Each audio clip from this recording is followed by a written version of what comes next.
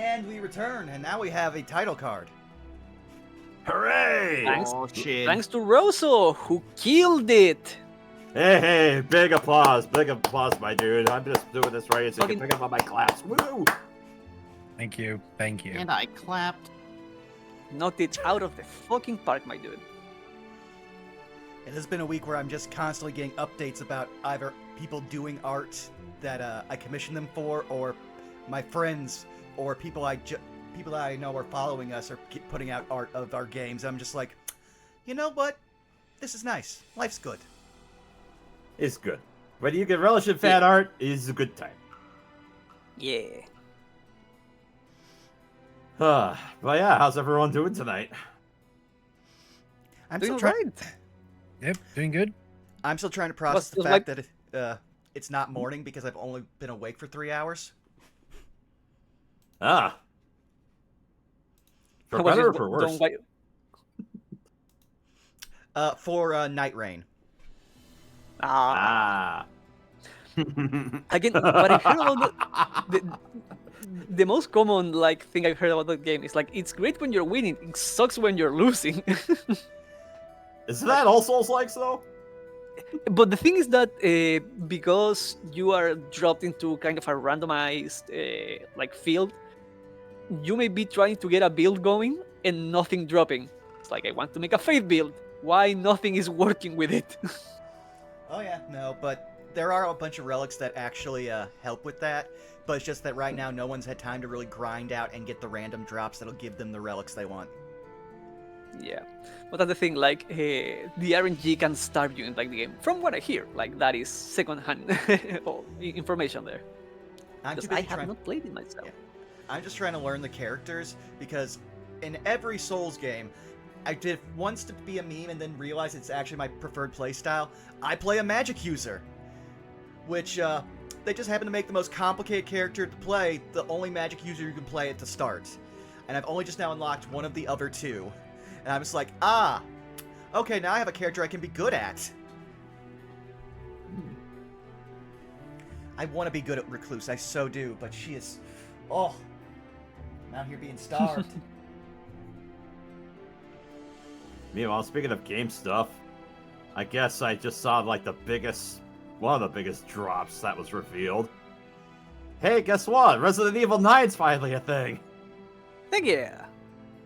Oh, did they fully confirm that that this is a 9 and not just a in-between? Mm-hmm. Okay. Yeah, it's a 9. Yep, Requiem. And it's kind of funny because they reached out to the creator, in the middle of that. It's like, we're just gonna say we're gonna talk about this later. And we're like, that's it? And then sure enough, the last announcement was the trailer for RE9. I'm like, you dick. I mean, considering how much they were constantly getting where's RE9 after RE8 came out so close to 7? Yeah, he's earned that right. Just be like, no, I'm gonna be a cheeky dick. Yep. And they'll be able to release it just in time for the 30th anniversary for Resident Evil. I'm like, yes. Beautiful. Oh no, it's an anniversary game from Capcom. Oh. I want it to be good, but I have watched too many gaming historical breakdowns of Capcom forcing a game to come out before it's ready to meet an arbitrary anniversary deadline. Have Capcom of old? Yes, that definitely was a thing. Ugh. I've seen enough of what happened when it came to Capcom. Yeah, he literally made 5 hours of it. It's okay, Capcom are busy, so Arc System have to step in and take the lumps. I think you mean hand out the lumps. That's kind of been their business model for as long as I've known they existed. There are no sloppy seconds for Arc System works. Yeah. That's the main dish, baby. I like that I saw not even 2 days after that trailer dropped for that new Marxist fighting game, that somebody already made a shader pack modification for Guilty Gear Strive to mimic it. Oh, heck yeah. Really? Everybody wanted on that fighting spirit. Goddamn. The thing here is that you can tell, like Strive, it's really high-end, like animation and modeling and shading, and for the Axis, it seems they are easing a bit on that. So people are speculating like, oh, we are going to have a big roster with this because they are not like that. Like they look fantastic, but if you compare their output, like this is not Guilty Gear Strive tier of design animation. I mean rendering. No, what's the word I can use for this? But like the models seem to be simpler in a way. So people are expecting like, oh, they are easing the work per model, like per character, so they can have a lot of characters. Because again, it's a 4v4. Like that shit launches with a 16 roster character, you are seeing duplicates on every fight. You don't want that. Also 4v4, like you have to have like shit like the Fantastic Four in there. Like that's an entire team. You can have an entire Guardians of the Galaxy team. You can have an entire X-Men team. And I really hope like they lean into like big number. Mm-hmm. I mean, they Yes. probably are Because going it's- to do it. If they're doing a 4v4, I think they already plan to have like again, they're going to have at least 32 characters probably. Yeah, because that's the other thing. Like 4v4, like it's great. It's a challenging step up from 3v3, but it's a lot of character to manage in one fight. Like too many I assists mean- to keep track of. You got to think of what was it like Chris Redfield, Jill Valentine, Albert Wesker, and Nemesis probably on one team. Oh yeah, baby, I like that.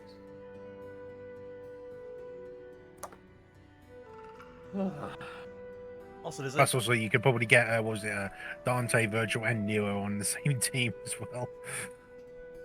And Trish, I guess, to have the Ford. All right. So that being said, do we want to start going around the horn? No, Is that just your thing tonight, Citric? No. maybe. But yeah, hi, I'm Citric. You can find me pretty much everywhere as Citricking, everywhere being places like Blue Sky, Tumblr, Instagram, Twitter, if you want to see a dead account. Pretty busy at the moment. Eventually, like, hopefully, like by the end of the month, I will have some slots opening for commissions, but that's yet to be determined. Shit on the table. Other than that, yeah, you can. I'm here playing a Zero today and probably in 2 more weeks. That is pretty much all I have going for me right now. Oh yeah, no, and tomorrow I don't remember the time now, but Monty is doing like a big, like weekend stream marathon. So I was just in the Uno game. Tomorrow I'm there Oh, for. hell yeah. What was I in for? Shit, I forgot. Anyway, check her channel tomorrow. And that's all for me.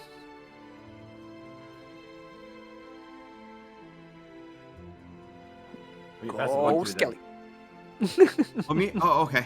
All right. Hi. I'm Skelly Alpha. I can be found on Twitch and on Blue Sky under the same names. We just beat the funny Toby Fox game like not even an hour ago. Chapter 3 and 4, real good. Go play it. That shit is peak. that shit is peak the whole way through. I'm gonna be giggling about that this entire like weekend and maybe even next week. Might attempt another playthrough to try some alternate stuff. But I got pretty much everything. Like through and through on my own accord. So I was pretty happy about that. This weekend we'll be going back to the usual schedule of stuff like D&D prep and Minecraft. I believe next week, Monday, I'm going to be hanging out with friend of the channel, Saris, and good pal, Pepper Chesser. And we're going to be playing the off-fan game, A New Home. We're going to be polishing that out. And Wednesday, I'm going to be starting a playthrough of Control, because I've had that on the back burner for a while. And with Ultimate Edition bag not too long ago with its requisite DLCs packed in, I'm going to give it all a run through. And that's me. I'll pass it over to Rosso then. Hey, I'm Rosso. I don't really tend to stream, mostly because I'm like doing artwork, like what you're seeing on the overlay right now. Yeah. Yeah, Fantastic yeah. work. That took me like basically like 6 days to do. So, yeah, that's the stuff that I usually tend to do. Wednesdays, you can find me on Twitch, the person's Twitch channel, for Power Rangers Cyber Strike. Mondays is M&W Warzone. I'm also the Undisputed Future there. Yeah, that's pretty much for me. I'm gonna go over to Meta. All right. Hello, everybody. But you can't find me here DMing for Vaughn and his various ventures. You can also find me on Blue Sky and occasionally on Twitch at Mill Ninja. You can also find me opposite of Phase of Our Lives over on Legic's channel, where we go through 8 Dosi Anthologies Legacy of the Dealbreaker. Aside from that, like I said, aside from this, you can also catch us in Phase of Our Lives, the Wild Beyond the Witchlight campaign. And that's pretty much it for me. Vaughn. 1 second here, because I'm also having to do Bubba's job because Bubba is busy. So, Bubba. yeah. Bubba is bobbing. Yeah, Bubba's bubbing. But hey, yeah, you've already found me here, twitch.tv/BurnoutVaughn. You can find me on Blue Sky and YouTube at Burnout Vaughn. And over on Patreon, Burnout's Bar. Currently, not a lot's been happening. A lot of people have been busy. A lot of schedules have been not as flexible as possible. So we're just, going a few weeks without full streams. But hopefully this coming week we will have Phase of Our Lives on Tuesday, Saved by the Spell on Saturday, and I believe Those Who Wander on Sunday. Though I'd have to check the date on that last one. I'm not totally sure. But yeah, that should be all it for me. Without much left to say, it's time for me to play our lovely theme song so we can get underway.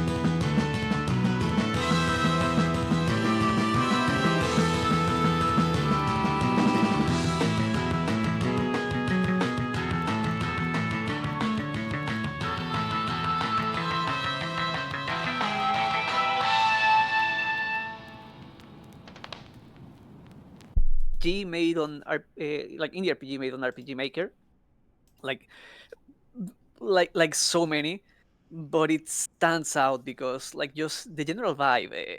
So like most of these are like very much inspired by Earthbound, and this one leans very much into the like weirdness of it, and it manages to have a very unique aesthetic with like clay models and kind of like claymation sprites.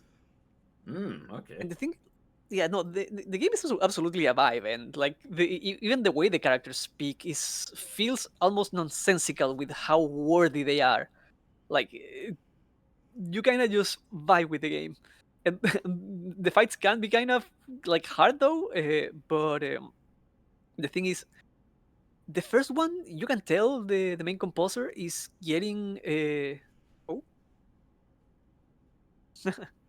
no the main composer was getting their way around like working with an electric guitar, but for the soundtrack of the sequel, like the second one, I really love this soundtrack. And like songs like Them's Fighting Words, Sino Arcadia, and Fancy Meat Computer, I love those three. And I'm looking forward to whenever he drops the third one, because it's been announced that it's in development. Very nice. Yeah. All right. Well, Now that the intro proper is out of the way, let's go ahead and move from the musical one then into the main proper. Welcome one and all to another wheeling dealing episode of the Outlaws Gambit. When the last hand was dealt to our players, Ava, Hero, Vandry, and Zero, they continued on their trek up towards Talis as an escort for Erwin Ironwrench in his efforts to eventually make their way towards Baker. But on their way, they'd stopped into the city-state of Talis, the city of bridges, known for its lustrous clean streets, advanced technology up the wazoo, and a rather generally calm, peaceful atmosphere. If not for the various traffics that were going up and down the river, and the various sights and sounds of various automatons and other technological advances in the city. Even going so far as to have Zero give him a moment of pause as he observed a few automatons out on the streets.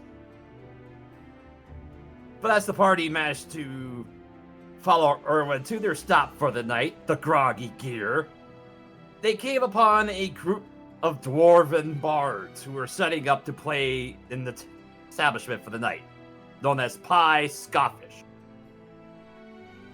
After talking for a little bit, and for Hero picking up a little tidbit about a certain cowbell, the party waited and checked in for the evening.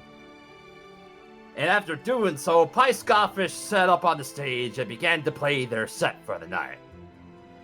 Unfortunately, things took a rather dire turn as a full-blown riot came upon the tavern. Ultimately, which resulted in one disgruntled patron throwing a bottle and hitting Hero in the face.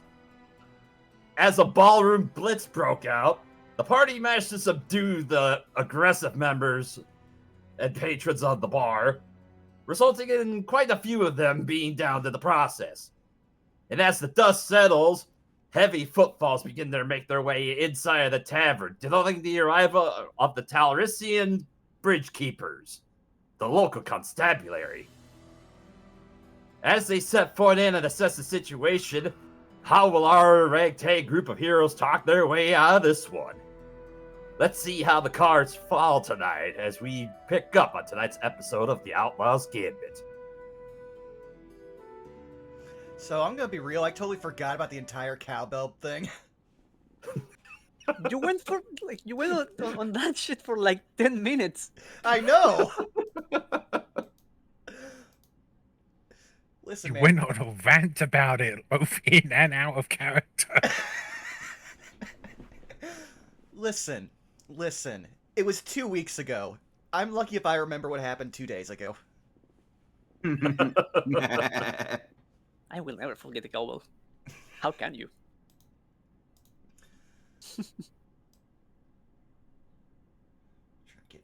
So, as we pick up with ourselves back inside of the Groggy Gear, again with a group of bodies of various peoples that were knocked out in the commotion, and the Talrisian bridge keepers begin to stare down at you. They begin to start asking questions. What was all this ruckus in here? Bunch of drunks started a riot. Points to the ones on the ground. We stopped the riot. This was in self-defense. Sorry, I'm in the armor. This was in self-defense. Very effective self-defense. Vandry's gonna be like putting her back to like the bar counter and just sipping her drink. Yeah, Hero's back at the bar too, just drinking, and then just looks to the bartender. Can you just verify this for us? I don't want to have to deal with a night in like whatever the constabulary has for a drunk tank. The portly, bald-headed bartender, as he just looks up, well, yes, I did see there was a bottle flew and it hit you in the face. And then, a bunch of blokes came up and they started punching at you. And then, you did defend yourselves. It's true, the bridge keepers, I swears it. We have witnesses. And you know what? Vandry's going to be like, that one right there was the one that started the fight. And he's going to point to the downed, I don't know, party goer, person that threw the bottle into Hero's face. Like, that's the one right there.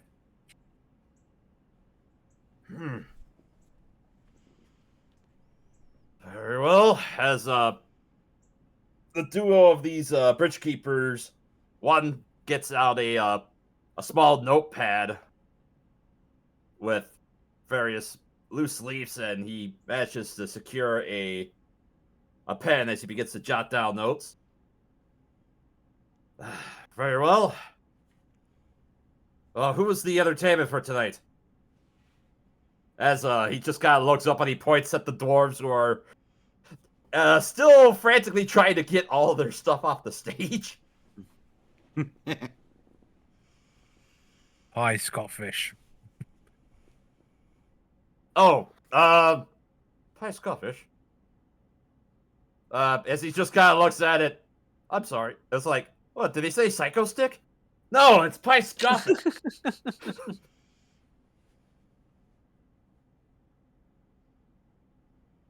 Alright, Pie. Wait, how do you spell that?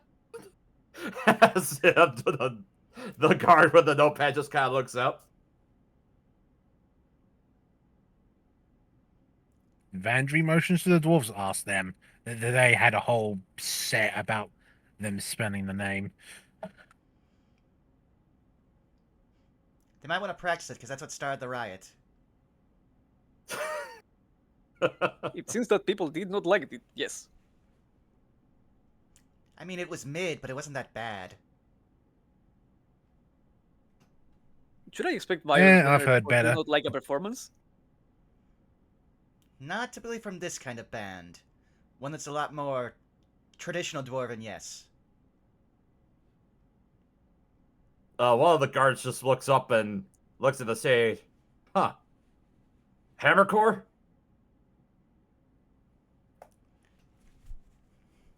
Oh, yeah, I remember I'm the one who's the apparent expert on music now after 2 weeks.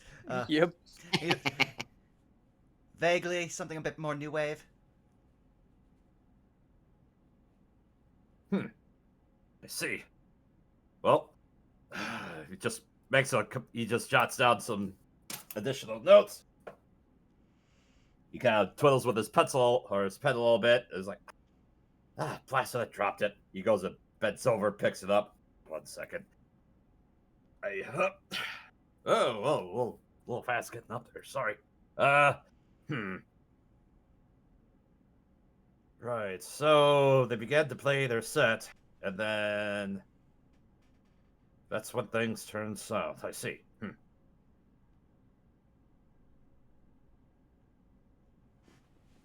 If you don't mind, and the other bridge keeper will just kind of point towards you, Hero. He begins to walk up towards you. May I have a chance to see where he struck you? Yes, I had it tended to. One of our friends has a little bit of druidic teaching, so they helped heal me, and he tilts his hat up just enough to show where the bottle would have hit him, and there's some dried blood there, but the healing has healed it. But he's making sure not to take his hat off or show the fact that he's got elf ears. All right. All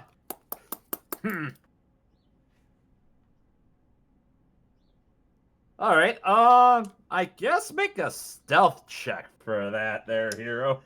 Can I get advantage by doing something clever? Such as? I'm gonna make him smell real bad. Because he did just get showered in what was ever in that bottle. It's mixing with fresh blood, and then he's just upping his already bad body odor because we haven't had a chance to have a shower since we left the last town. So he's just upping that, be like, yeah, take a look, leave me alone. It doesn't even need to use fart. Yeah, he just doesn't have to even use his wand because this is his innate cantrip for being an elf. So you're just using prestidigitation to for your old stank spray, is what you're saying. Yeah, I'm just adding to, like, he probably smells a bit like alcohol and BO right now, but now he's upping it a lot.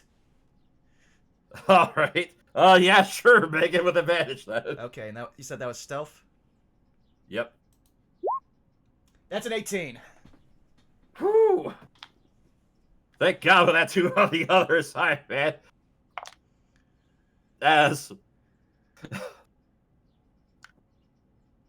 the bridge keeper makes his way up towards you, he'll just. It's like, I say, good God, oh, God, what, you see as he begins to compose himself, he stops himself from saying something really bad, but you just see his eyes begin to water. Yeah, no, Hero will give him like a pleading look of like, I know, it's been a long day.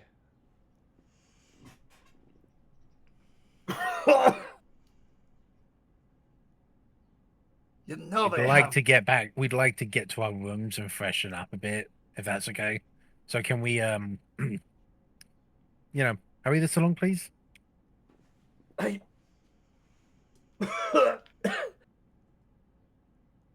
He just begins to under his breath. I say, Barkeep, get the bucket. oh, no, it's not what you think. I had a lump in my throat. As he's you guys can all tell, even with the flat, it's like he's clearly attempt to save face at that. Right. Yeah, Vandry is just gonna be like that slow sip with the half-lidded eyes, like, mm-hmm.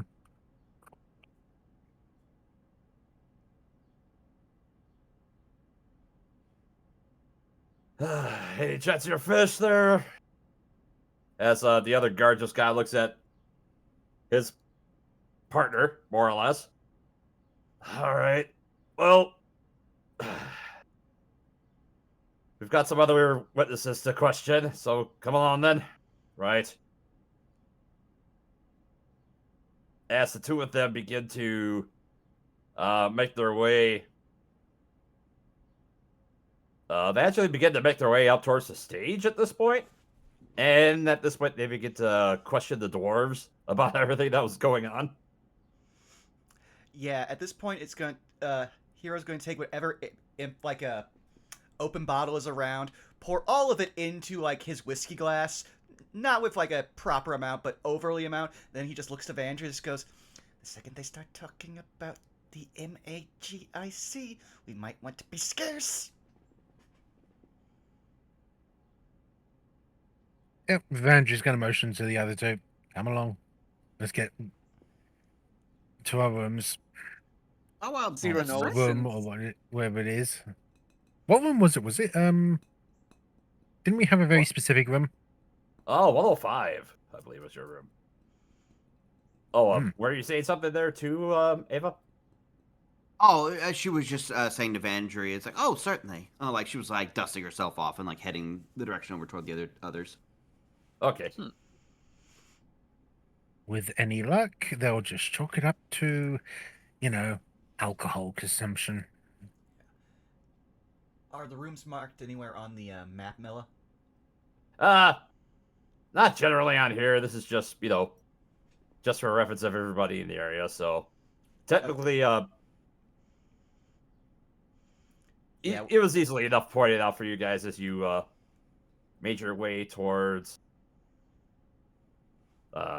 your parts of your rooms for the night. All right. As you all begin to retire for the evening.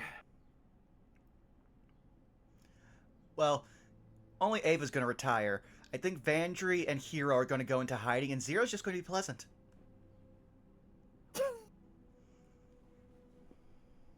Yeah, Zero is going to basically like go to the room and take time to stretch their limbs out of the black shell and make basic maintenance.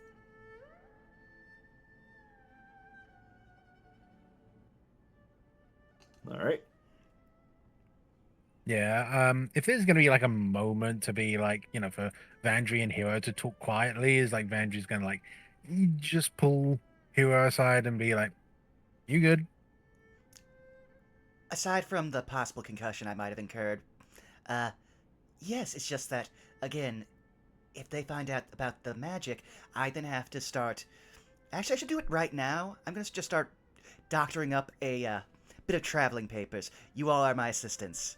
As he just goes over, he pulls out the forgery kit and starts forging a letter of introduction as a member of the Arcanimus out on sabbatical. Hmm. Yeah, interesting. I mean, you saw him already forging basically IOUs as the Arcanimus. You understand this is probably something he's done a lot. So it's so easy for him to do with a forgery kit.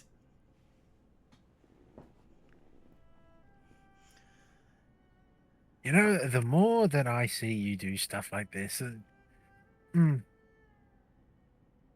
just a bad boy, aren't you?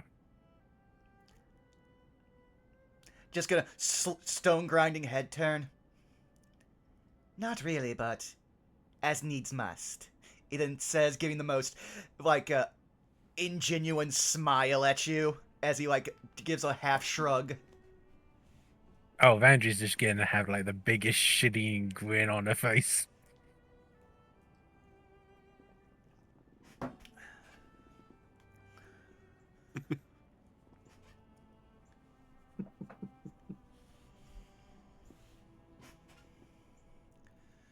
But yeah, But yeah, otherwise, she'll like let him to do his thing. All right. Go ahead and make a forgery kit check for me, then, Hero. okay. I haven't added that to my sheet yet. What attribute do you want that to be? Let me double check here. I believe it's a charisma-based check. Actually, hold on. I got my Xanthars around here. Well, if it's to do with writing, I think there's probably more decks. Well, but it's also him basically writing up something convincing enough for a deception check. Yeah. That's why I'm kind of glad I said charisma. Yeah. Let me just double check here. Yeah, I got my Xanthars here. This is a reference. Dexterity deception.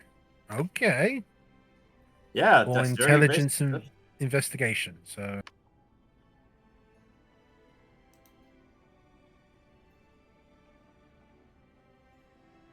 So you're rolling your deception, but it's with the dex modifier. Mm-hmm. Okay, let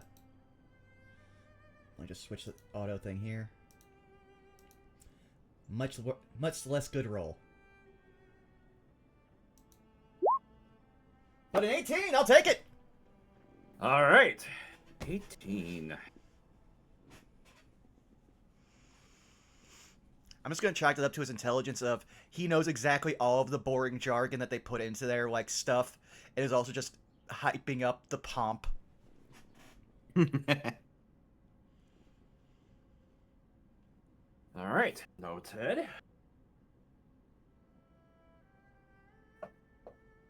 All right. Yeah, you managed to what you believe to make a very convincing set of Arcanimus-based papers. Stating your intentions that you are a group on a sabbatical. Lovely. All right. Anything else you wish to do for tonight? That's all Hero's really planning out.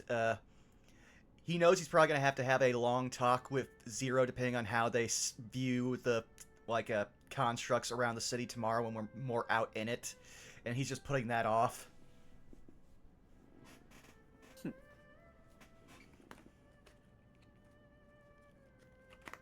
All right. For the part, since we are we're both in the room, unless like Eva goes straight to sleep, Zero will actually look at you and ask, now out of the armor, you are quite adept at fighting. considering that you have displayed quite the healing abilities, I am a bit confused as to what is your proficiency here and how did it come to be this way. Ava wouldn't be asleep yet, but she would say, she would turn to you and say, well, way back when I was always kind of a bit of a scrappy fighter type. I always like getting into rough spots and the like. I would often do odd jobs like bodyguarding and things like that, and some other stuff that's not really all that important. But there was a time that I kind of like I took a bit of time to myself and went somewhere that helped me, like, I guess, like, find myself, I guess is the best way. Almost like kind of like just getting away from my profession, and helped me kind of like, you know, find a little bit about myself. And I remember she kind of like stops and like stares blankly for a second. I remember not long after that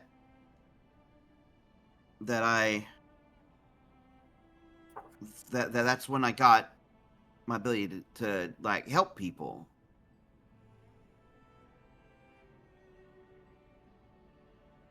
Sure about it. May I ask why? What was that? Sorry. You seem distraught about it. May I ask why?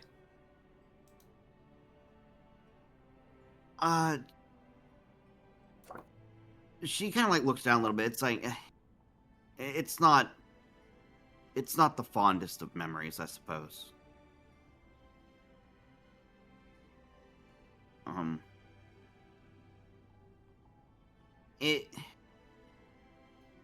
had some good times at the place I went though to like, I guess, like find myself or find purpose. And that was a really nice place. I both remember and don't remember a whole lot back then, if that's a weird way to say it. That does make sense to me. Most of my memories are scattered in, I guess would be a way to put it. The other way would be lacking, but I do have some remaining like engrams about what I may have been put together for, but I have yet to find it out. Point being that I do get what you mean. Oh, okay. Yeah, I'm glad you understand me. A lot of people don't get it. People think I'm like some kind of amnesiac or something, but I do remember, but I don't at the same time. If it's something strange. engraved in your deeper engrams, like, you should be able to remember it eventually. It may need the right trigger. Yeah, that could be it. That could be it. You're absolutely right. But that I remember, like, after that, like, I remember everything clearly after I left that nice place.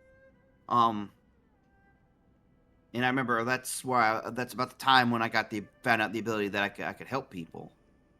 So that was really swell.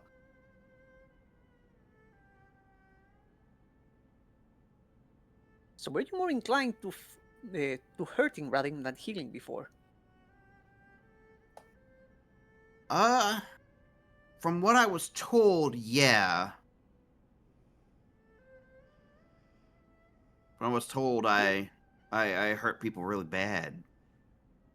Interesting. That sounds like a program override. What's that? Oh, you see, and Zero like clangs their knuckles against their head. A lot of what one is basically on one's programmation, one's engrams, like deep inside their processing units. A lot of what I am capable to do is because I was built for it.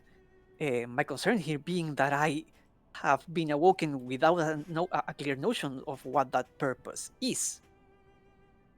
That being said, if needed be, I could be rewritten to be like to reoperate in a different fashion. And as I can see it, that may be your case. Whatever was done, and they like now tap their knuckles on your on your forehead.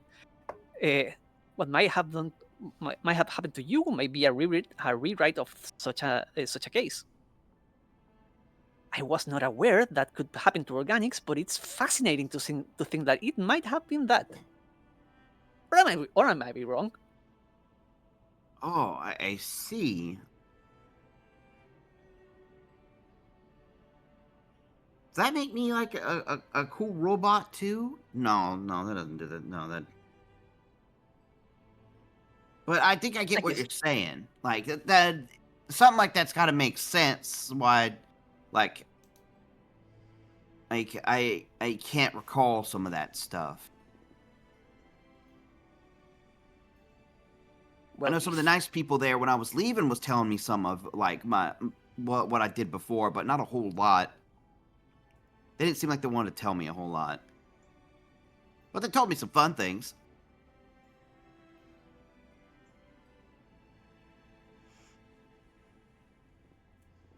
Now you used to have you been traveling with more people before?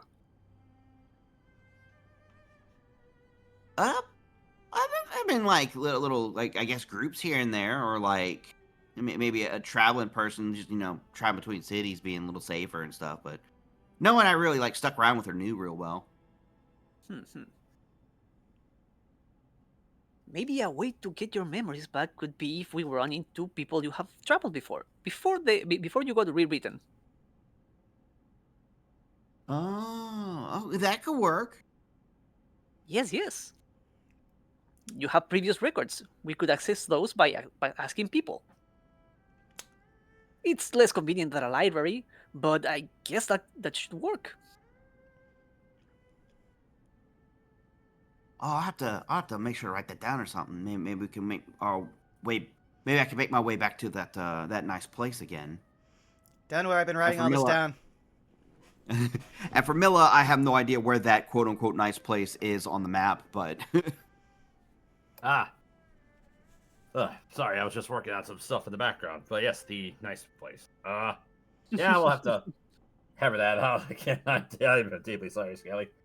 No, that's it. I mean, it's not like we're gonna show up there tomorrow or anything like that. It was just I wasn't sure if you had something in mind yet or something we need to lab out. Yeah, we could definitely lab that off stream. Okay. But yeah, I was just gonna say, you see that Hero's already finished forging his note and has had his notebook out, just been writing down everything you guys have been talking about. Well, that is actually useful. We were just talking about recording. Yo, that thing that I literally dedicated my life to. Yes. I thought you were dedicating your life to robbing people.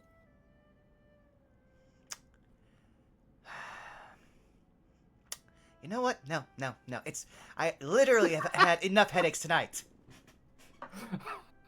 Yes, you were hit very hard on the head.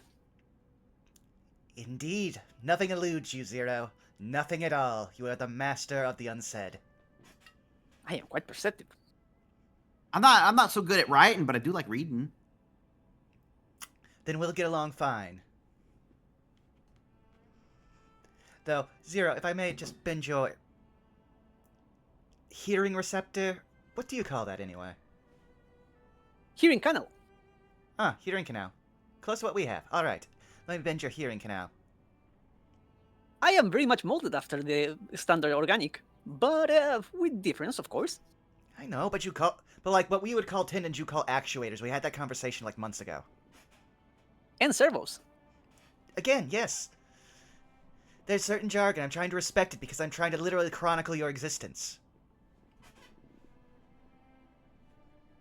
But yes, over here. Mm-hmm. And he's going to bring his voice low and actively use the fact that you're no longer in the armor and he could actually apply some force to you to, like, get you on his level. Mm-hmm. Bear in mind one thing that Ava might not take into account, but is very much a thing that can happen to organics. As a trauma response, the mind will sometimes trigger things that seem like amnesia, but it's actually the mind blocking off something that would be directly harmful to them. It's like an immunoresponse. So, if we are going to dip into every bit of Ava's past, be prepared it's not all going to be very nice. I understand. If an engram has been introduced to do harm to the main array of programs, one should defend and isolate it. I understand. Yep, just making sure you understand that that's something that happens with us too. So, let's take everything with a grain of salt and a step of caution. Understood. Alright, now I'm gonna work on a few other things. Oh, we might have to go with one of our aliases again. Are you fine with Baravelli this time? Maybe. Which one was mine again? Again, you're Baravelli. We never had to do this with more people, so I'm having to figure out the proper names and roles. Again, I'll just be Professor Wagstaff, you be Baravelli, and we'll call Ava Pinky and looks over at Vandries, be like, Francesca? Yeah, Francesca, that works. Noted. Yes. Well, we should be fine for at least the first few days, but if we see the cops around, we might want to start getting ready for this, and he just waves around the new forged letter of introduction. What is that? Because we are now already on the guard's radar. If anything else happens to us, which typically it does, we attract a lot of attention, good and bad. If the cops get... That seems to be a pattern, yes. You know, aren't we supposed to be only stopping here for like a day or so? Yes, but remember, I think Irwin's going to humor Zero and let him go around the entirety of the district. Yeah, but have a that large can only amount of be like, what, automatons. like a day? Hopefully it would not need take too much time. I am just going after a lead. I know, but one lead can lead to 2, it can lead to 3, and then suddenly you're grave robbing, okay? We usually do that. Well, actually, I'm not grave robbing. It's Do full-on you archaeology. now? Again, I've 0 explained plus this. I've explained this. It's only grave robbing if they could have been alive in your generation, and no one could have been alive in my generation, except maybe her. Points at Vandry. Lucy, I remember you're old. I don't remember how old. You also At cannot purely... least 3 centuries older than you. You're gonna watch an eyebrow quirk up at that point of just like, that puts you in a very particular area. We may want to circle back on that. I may need to ask you for some notes. Well, don't ask too many notes about my first 100 years. Well, let me put it this way. I won't be talking about it. I might be taking some notes not about you, but about things you might remember. Because that puts you around a very significant time for my people! Joys. But actually, no, Joys. The things you might know could be things that have been forgotten for at least 500 years.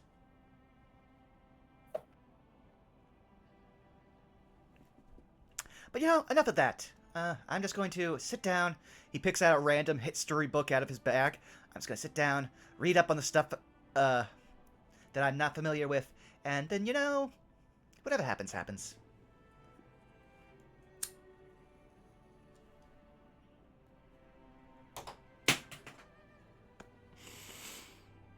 I think that sounds good. I guess all of y'all look like y'all don't do a whole lot of sleeping, but I guess I got it, so I'll go get ready for bed, I suppose. Don't worry, we will watch over you.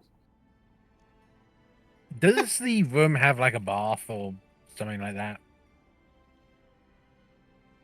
that? Let's see. Yeah, I think they do have at least a tub with a partition in front of it. So, yeah, it is possible to at least take baths in here.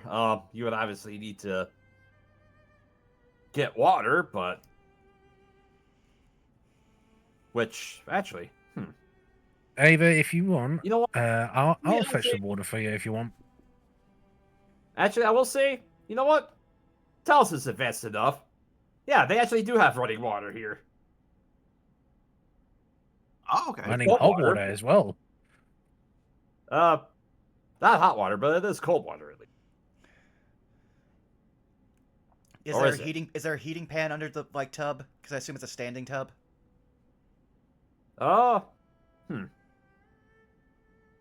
You know what? Considering I've just been going in and out, I'm just gonna lock this in. Actually, as you kind of look around this tub, yeah, there is actually hot water in here. As you kind of look at it, there's 2 valves. One with a blue label on it, and then one with a red label on it. 2 valves.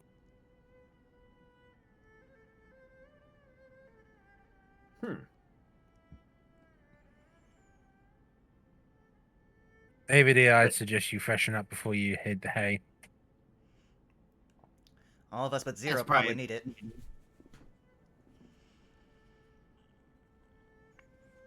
I am equipped with very efficient self-cleaning capabilities, so that would not be necessary for me. And also, I'm pretty sure you would well, actually, in this form, you'd be fine in the tub. If you tried to put your armor in there, it would shatter. Likely, yes. But yeah, Ava, go ahead. There's a fan for your indiscretion. Or a screen. Okay, fantastic. I mean, I don't care a whole lot for some reason, but that's perfectly fine. I'll still put it to use.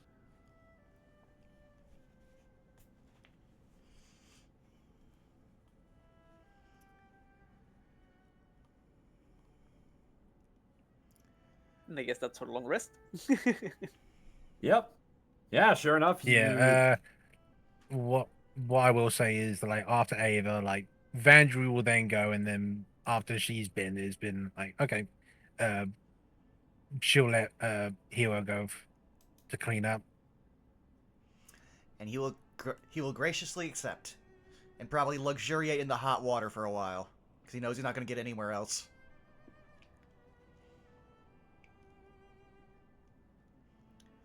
But yeah, so the next day.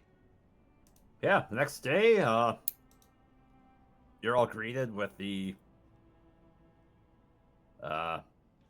as the sun rises, takes a little bit for it to kind of crest over some of the various buildings that you're in, but yeah, you do manage to at least get a view of the sun as it kind of streaks against the windows, which are remarkably clean. It's as you go to open your blinds and kind of look out down to the streets below of Midtown, or rather within close shot of Tinker's Row.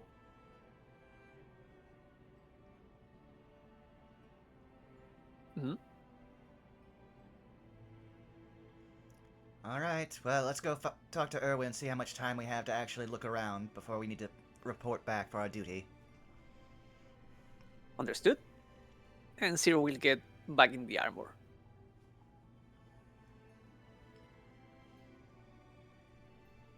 All right. As you begin Vandrew's following behind. Yep.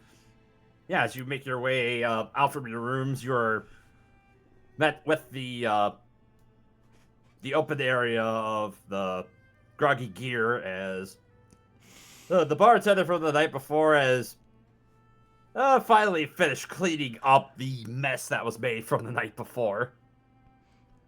And off in one corner, as he is writing in a few bits of paper, you do see Erwin Iron Wrench just kind of going over some notes.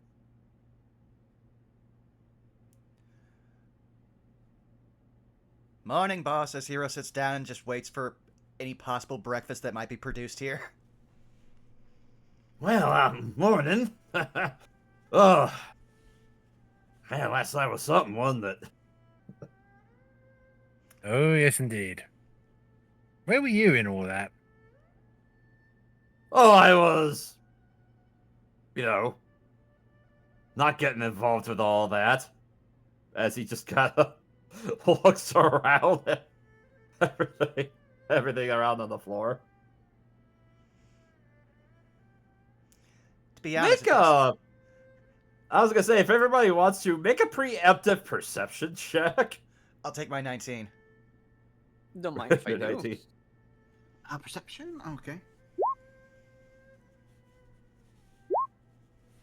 15. That's a 13 for me.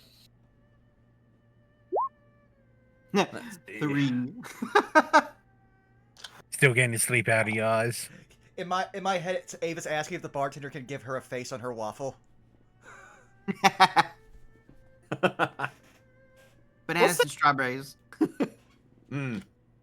Delicious strawberry. I'll say, given that I rolled for him last night, Hero was actually the only one that noticed that during the commotion from last night, you saw Erwin as he was being accosted by, in a split moment, you saw him getting accosted by another patron, but you actually saw that he actually managed to grab a spanner that he basically had around his tube belt, and you basically saw him bashing the shins in of that patron and defending himself all right. Yeah, no, here's got a little bit more respect for him, because it's like, he would have expected, okay, if he had his gun, sure, he would have been fine, but no, okay, yeah, taking someone down by the knees, okay, yeah.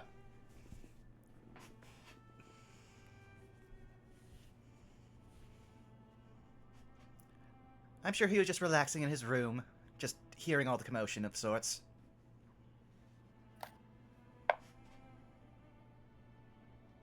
Yeah, there was certainly time for that, as Erwin just kind of looks up at you, kind of giving you a kind of a knowing grin. Just a nod as he is handed what I assume is either a milk or a coffee.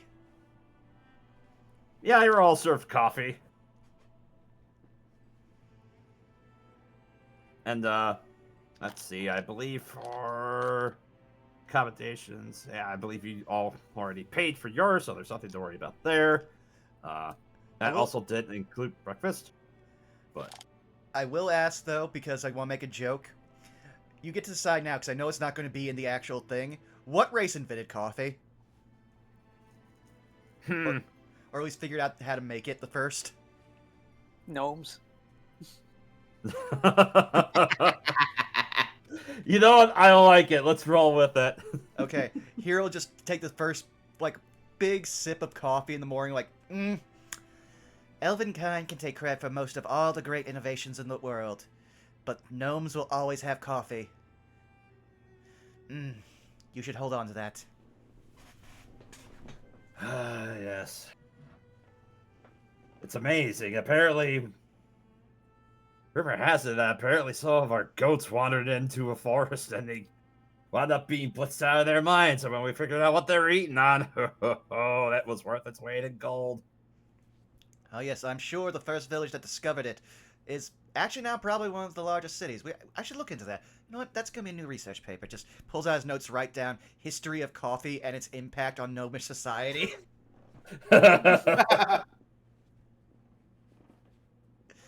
Like, that's history. He's a historian. That's actually something worth, like, researching. Mm-hmm. History of Coffee and Gnomish Society by Herodotus Histories. Professor Historius, not Professor Wagstaff.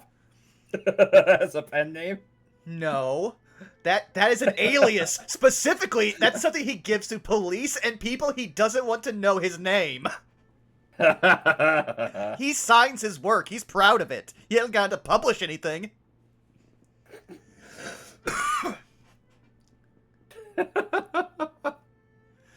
Though he does plan to have a entire section of, like, a wing inside his patron that is going to be dedicated to him. That's his goal.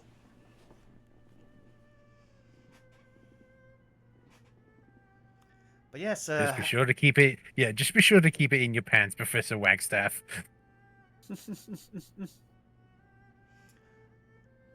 I would really not like to be referred to that way, Francesca.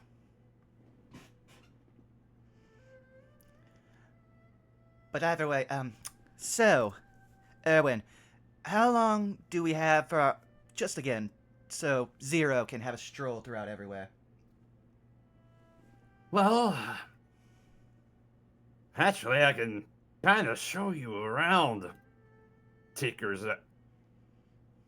I can show you around, actually, kind of a little bit, because there's a few odds and ends I actually need to pick up down over that way. Fantastic. Okay. Your guidance would be very much appreciated. Yeah, it's just some spare parts I gotta pick up from... Oh, let's see. I need to stop. Pick up some spring and piston mechanisms from Wolf, and Wolf. Then I need to make my way over to Donberry's. I gotta pick up...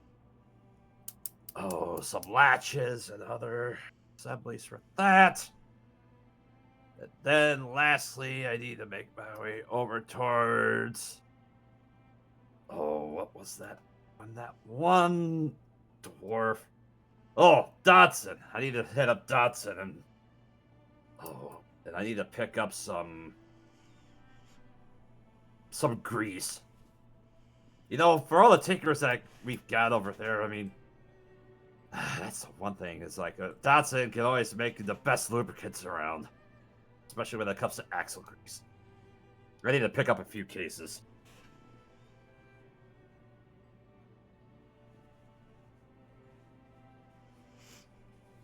Meanwhile, while that's going, he just turns over to Hero and like leans up and just goes, "You know, I heard Wolf, and Wolf took over the business from Sheep, and Sheep."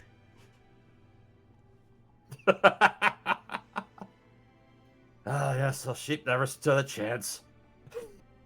I always thought that there was an imposter. Rumor has it that there was apparently an imposter in the firm that actually ousted them out. So, like a wolf in sheep's clothing.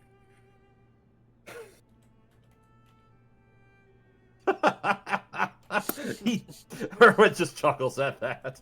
Who And would have I thought, right? want to reply myself, but Avo probably wouldn't butt in.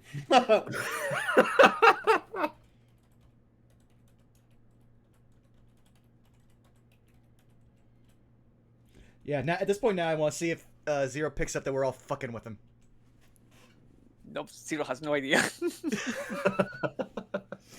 They are taking everything literally. Which at that point, like, he'll turn away with a big smile, be like, "For everything that you've like battered back at him for the last few days, this is the victory that Hero's taking."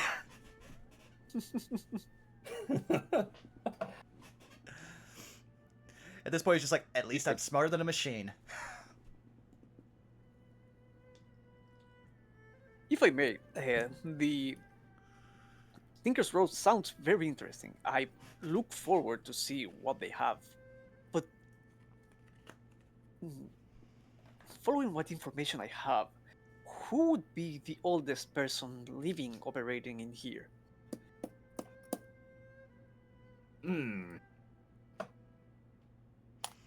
That's a very good question, as Erwin thinks out loud to himself.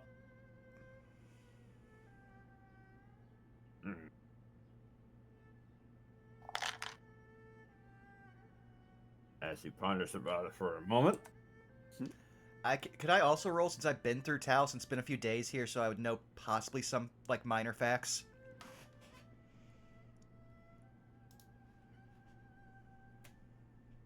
Sure.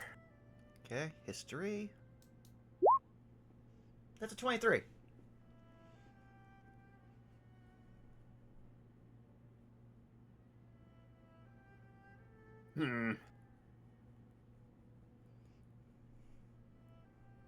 Makes sense. Hero probably asked the same thing when he passed through town.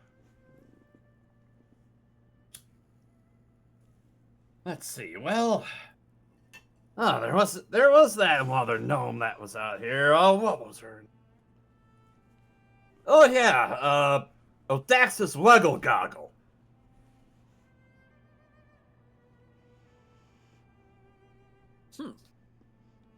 And where should I be able to interact with this person? Oh yeah, she's got she's one half of a Artificers Guild in that way called Wiggle, Goggle, and Fine.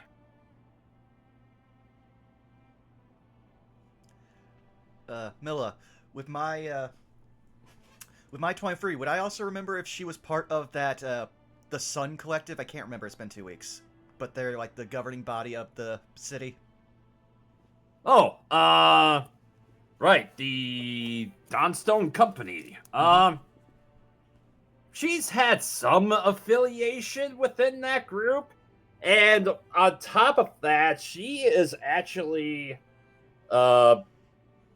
you've actually heard that she actually also has a say in the Trade Masons Guild as a representative of like some of the other Tinkerers Guild.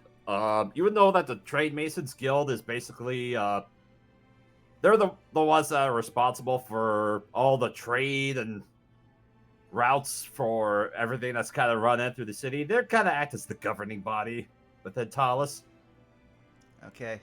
Weighing this and from probably whatever minor stuff he would have found when he looked up, he's just gonna kind of go, "We can try, Zero, but she is very busy with many aspects of the government along with her own guild, so I would say keep your expectations low and hope to be surprised."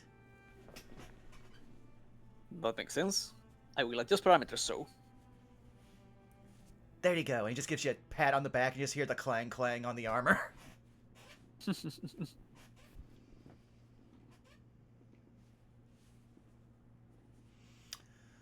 Alright, well, I'm ready whenever you guys are, as you see that Hero is a prodigious eater as he has finished everything put in front of him.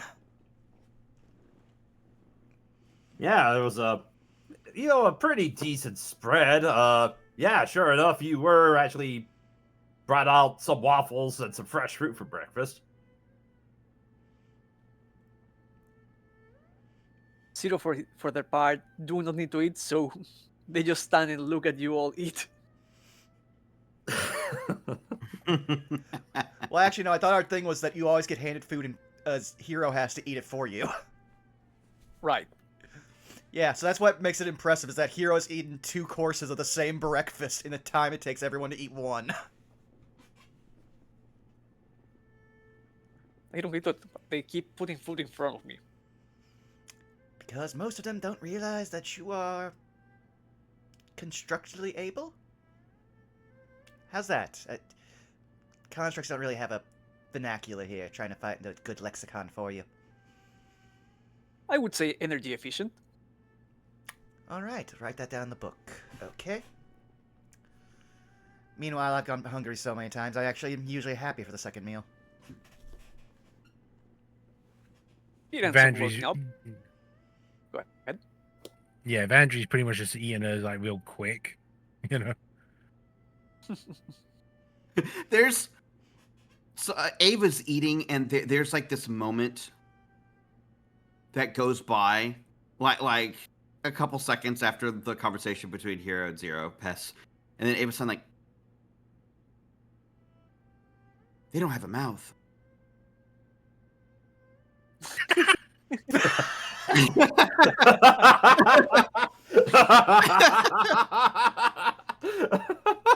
How many episodes in it? Ava just finally realizes Zero doesn't have a mouth.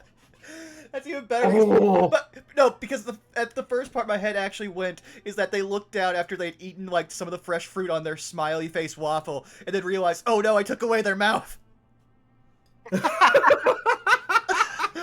My waffle has no mouth but must scream.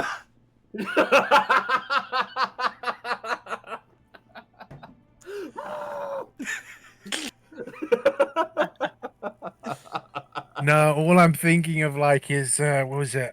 Those like early Transformer like 3D animations, and it's Optimus Prime like trying to sell Energon O's, and it's like, how am I going to eat without a mouth?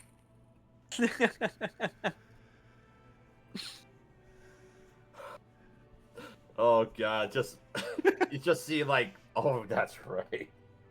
I forgot about Gen 1 Optimus for some reason when you're talking about 3D animated.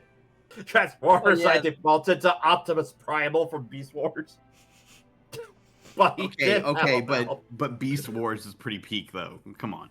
Yeah. Yeah. Hard to imagine that same animation style was also used in the Power Rangers movie for the CG in that.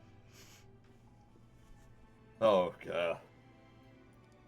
But yeah, say if nothing else happens while we're at breakfast, I think we're pretty much ready to start heading towards Tinker's Row. All right. As you make your way across the bridge from Midtown, you begin to see a very tight-knit assembly of various buildings, with many of which have different clashes when it comes to architectural style. Some have rather pronounced and well-defined arches in every window well, doorway, even in some as random accents on walls. Others have definitely more Germanic style house like looks for their shops, where it's you see like various boards and trusses that are actually on the exterior of the walls, the various crosses. You also see a few simplistic and I guess a couple of Art Deco inspired shops and firms that are kind of closer into the central part of Tinker's Row. As you kind of look around the various shops as Erwin leads you, the first place that he leads you to is one of the shops that actually is a lot more German inspired, and it has an array of multicolored clay tile roofs, or clay roof tiles. And as you kind of look at it, you see on a nice billboard that's on the front, you see a sign that has a trio of stylized wolves. And as you look, you see there's gold leaf that's kind of imprinted on them, and various clockwork apparatuses are kind of attached to the wolves that are on the sign, and you see they kind of tick and turn. And you see in golden letters at the bottom of the sign, wolf, wolf, and wolf. Now, here's a question. Are they like different variation of spelling of wolf? That is a very good question.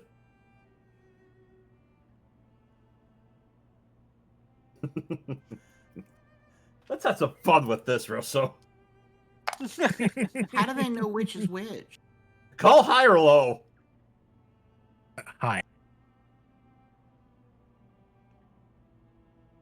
Yeah, so as you're kind of looking over, one is spelled W-O-L-F. One is spelled W-O-L-F-E. And the last one is spelled W-U-L-F. Amazing. Amazing. And meanwhile, to possibly, like, again, we know Ava's a cinnamon bun, but it's also a hero. Just lean over. If there were 3 Avas, would you not be able to tell yourself apart?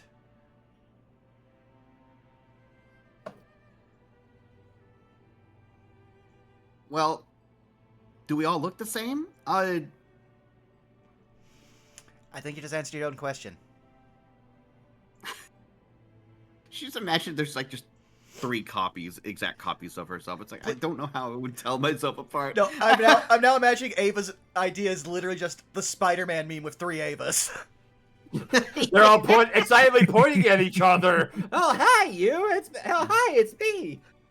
Oh, God. It's a Spider-Man meme, but Hi, the other hand is... Ava. Yeah. It's a Spider-Man meme where one hand's pointing, the other hand's waving. Yeah, or pointing at themselves. It's like, oh, it's you, it's me. Hi. There's the I am Daisy energy in there. Yeah. Absolutely. Oh man, just the interaction is like, hi, I'm Ava. Hi, I'm Ava. I'm also Ava. Hello. It's just Ava, Ava, and Ava.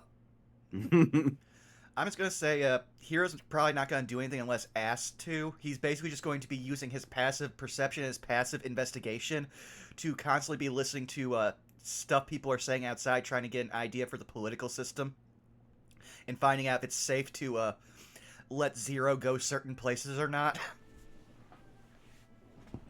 So that's an 8. Since That's we a 9. What? Yeah, no, and since we established that we're going here, Zero is just walking in, like stomping with the armor.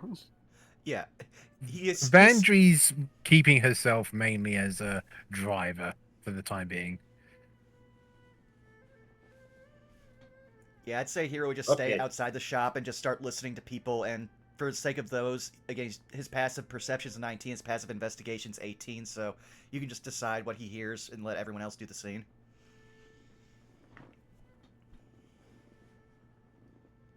I'd like to do an active perception check if that's okay. Okay. Yeah, sure, Vandry, roll perception. 11.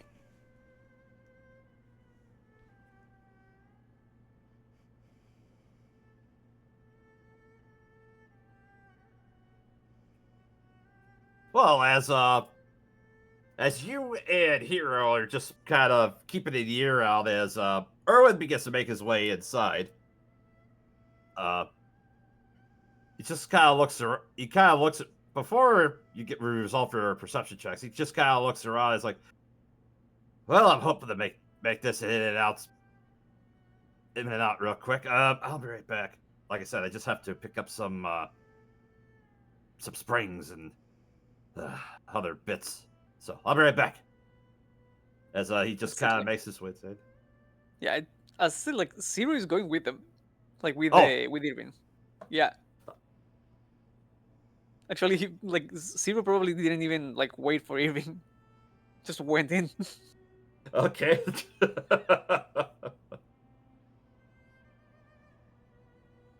All right. As you kind of saunter your way inside Wolf and Wolf, you just see that there is a wide array of just rows upon rows of various shelves, in like aisles and aisles, as as much as they can be within this, modestly sized building. And as you kind of look down at the end of the aisles, you do see there is a decent oak wood countertop that's at the end. And you do see as the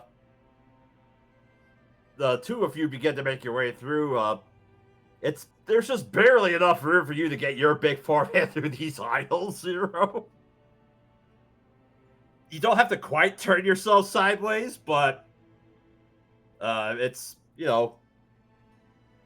easy enough, juxtaposed by Erwin as he just kind of makes his way down the aisle towards the counter.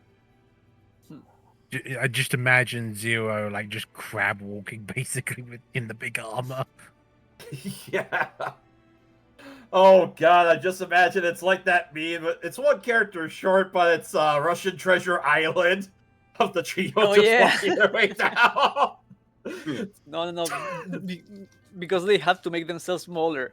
Like they are collapsing into the like disintegrated legs, and because of like reduced range of movement, they are walking like kind of these wind up robot toys, like just one small step after the other.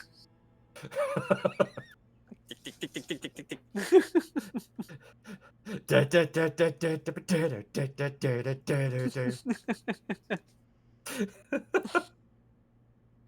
As Erwin makes his way up towards the counter, he kind of has to reach up in order to get on this little half stool in order to reach up towards the countertop. And you see there's a small bell that's on the countertop. Mhm. And he just kind of goes to ring. Ting, ting, ting, ting. A few seconds pass by. You hear him kind of grunt. Ting, ting, ting, ting, ting, ting, ting, ting. There's something unusual. ching, ching, ching, ching, ching, ching, ching, ching. Yeah, I heard you the first time. I'm coming. You hear a gruff voice coming in from the back. I think we have been heard. Yeah, no kidding. As you're just kind of looking up at you, giving a sly grin. And you see this, and as you kind of hear a few heavy boots kind of coming in from around the back, you actually see a grizzled half-orc as he makes his way up towards the countertop. Very old, shaved bald head, at least as much hair as he would have on it. Like half his head is naturally bald, and everything else is shaved to match it. Greenish blue skin. His tusks are, small size, but he is regaled in a blacksmith's apron as well as various pouches on his across his belt. As it kind of looks up, you do notice that he has a couple tools like a few spanners, there's some calipers, and there's also a cord that he has, which you can easily ascertain as a tape measure. Mm-hmm. Or measuring tape. Right. Welcome to Wolf and the Wolf. How can I help you? My name is Wolf. Oh, yeah. Oh, it's you. Oh, long time no see there, huh, Iron Range? Well, yeah, it's... there's only one place I need to go to get springs and other pieces of cord and wire. Oh, yeah? What do you need this time? Well, that's the thing. I need a case of 20 gauge wire wrapped in 3/4 inch diameter springs. What have you got for that? Oh, well, yeah, let me just see. As Wolf begins to make his way towards the countertop, he kind of makes his way down the various aisles. Let's see, we've got... Yeah, just over this way. He kind of goes down 2 aisles to the right, walks his way straight down. You kind of make your way past various cogs, spools of wire of various different makes as he kind of makes his way down. All right, I got my springs here. Let's see, 20 gauge, 5/8. You said 5/8? No, 3/4. Oh, all right, 3/4. How long did you need those? Well, Irvin kind of takes his hands and he kind of puts them apart. Well, you got anything that's about 12 inch? Oh, yeah, let's see what I've got here. He just kind of rummages about looking at that stuff. Oh, yeah, right down here. As he actually kind of makes his way towards, he kind of reaches down and he kind of grabs it and hands it off to him. Oh, great. You got 5 more of those? Yeah, sure. Let me just take a look. Here. And he kind of grabs it. 1, 2, 3, 4. Yeah, sure, 5. What else did you need? Oh, well, let's see. I got a new chariot design that I'm working on, and I need, let's see. There's the springs that I'm really gonna need for that. I am also gonna need 3/4 inch shafts. Let's see. You got any brass rods that are about that size? Oh yeah. 3/4 inch. How long did you need those? Yeah, about 5 foot. Huh. Let's see. Let's see what I got in the rack around back. As he just kind of makes his way over. Mm-hmm. It's like, didn't even think to ask. Is that yours? As he just kind of looks over towards you, Zero. The giant, 8-foot armor. Crab walking. Hello, my name is Zero. Oh no, he's not mine. He's just some help I'm hiring out. Ah, I see. Hmm. You run this shop. Well, yeah. I'm one of the proprietors of Wolf and Wolf. You have a lot of interesting parts. Ogred Wolf. As he kind of goes to extend a hand out to you. Zero, right? That is correct. Zero extends one of the giant gauntlets.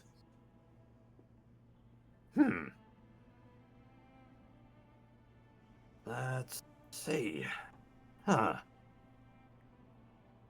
I gotta admit, that's a pretty snazzy armor you got on there. It is the Arcano Modular pattern black shell.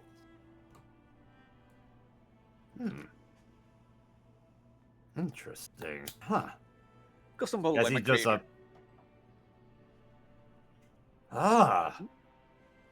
I gotta admit, your creator's craftsmanship is pretty good. Who made you by chance?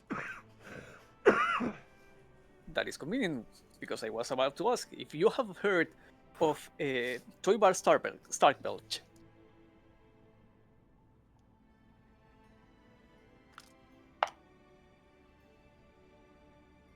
Dark Belch.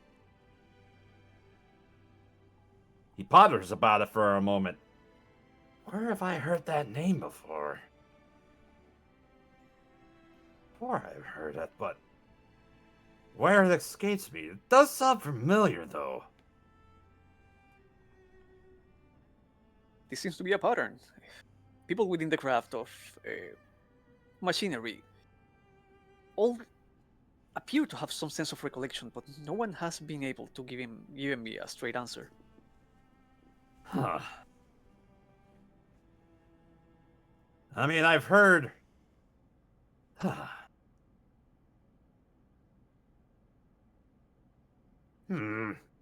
Maybe I can do some... Tell you what. Interesting, you're not exactly sure where he's at.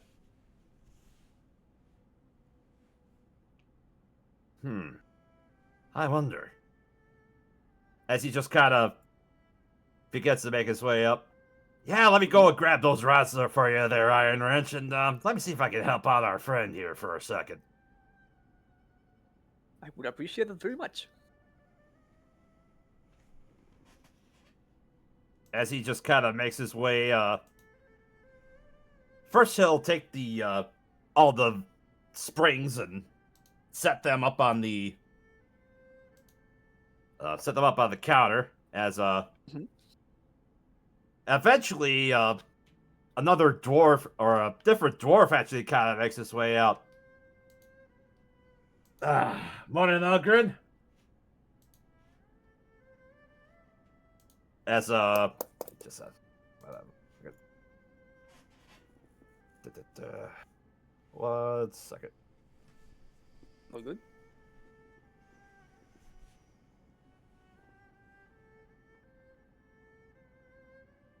There you are, Bone here.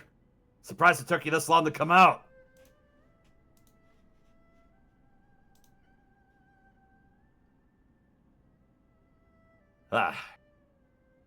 Oh, didn't realize we had customers in. Hello.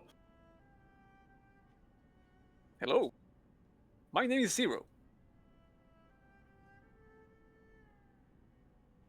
Oh. Very interested. Oh, hello, Erwin. Good to see you, Bone here.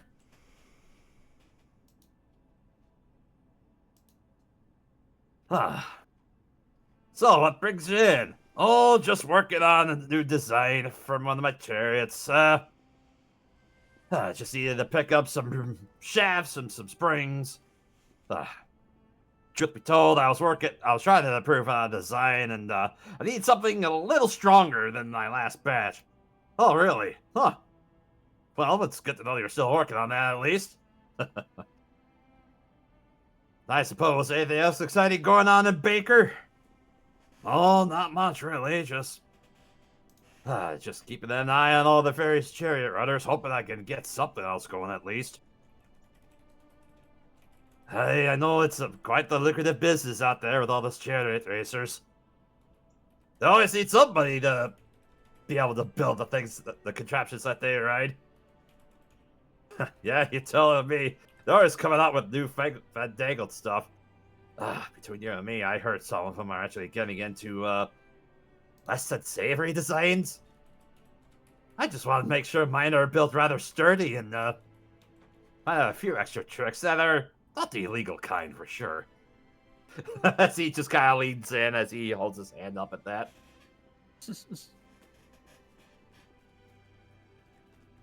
But yeah, do you have 3/4 inch brass rods? All right. Augur, do you want me to get that for you? Yeah, sure thing. I had to go back into the office for a bit. All right, sure. As he just kind of mixes it over. Sure, let the dwarf try to reach up for that. You know that's higher up for you to grab. It's not my fault. You volunteered. As Augur just makes his way back to the office.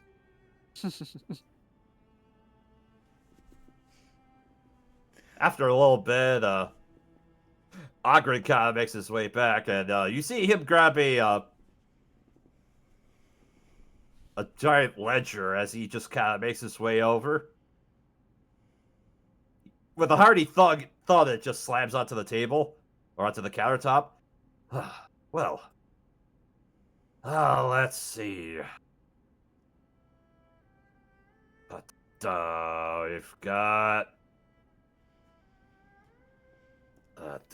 as he just kind of thumbs through. Sargren. Sable Stout.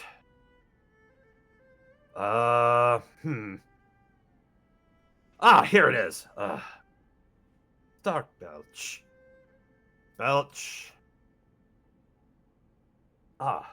As he just kind of... He grabs the rim of his glasses as he just kind of wipes them off a little bit. Just kind of eyes it up.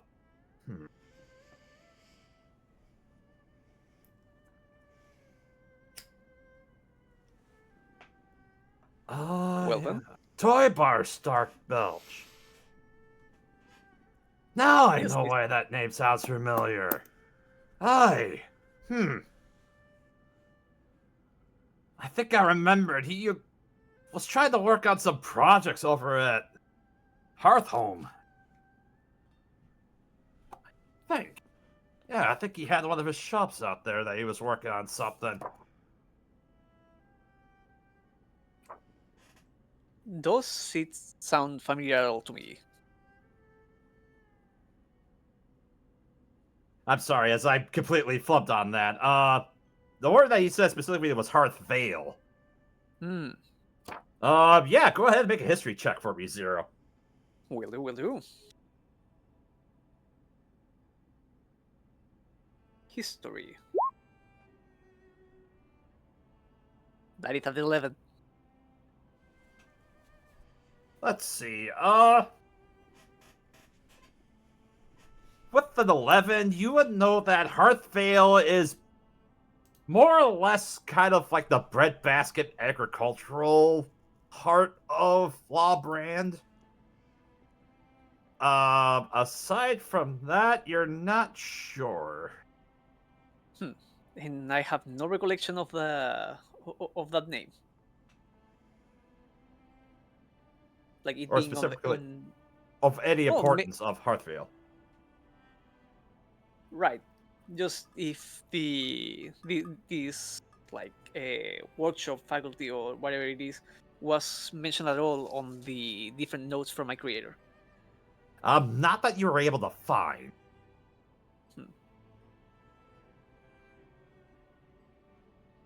Wasn't aware that they were operating in that area. This is very much useful. Thank you. Oh, yeah, no problem. I was gotta say, now that you mention it, Is there something else? Oh, no. Just the fact that you managed to make something like you is honestly incredible. Ah, My creator seems to have been very interested in multi-purpose inventions. The armor itself, and they clang on their chest like with their knuckles. Has several different capabilities beyond mere self-defense. hmm. Yeah. As Akira just kind of ponders on that a little bit, and as Balnir just kind of, as they kind of look up and down, multi-purpose. Yeah, I think I remember he did say something about multi-purpose.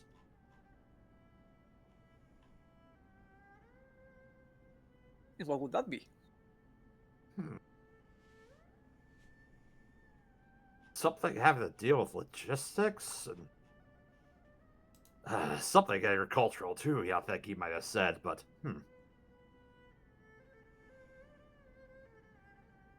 other than that, not much else really. But yeah, hopefully you're able to find something out. This is already a very big help. It puts more on you, but thank you. Is there anything I can do to repay you? Well,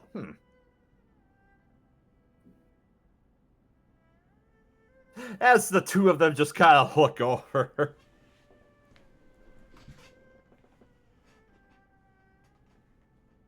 As it kind of look over a little bit. Hey, Thadric!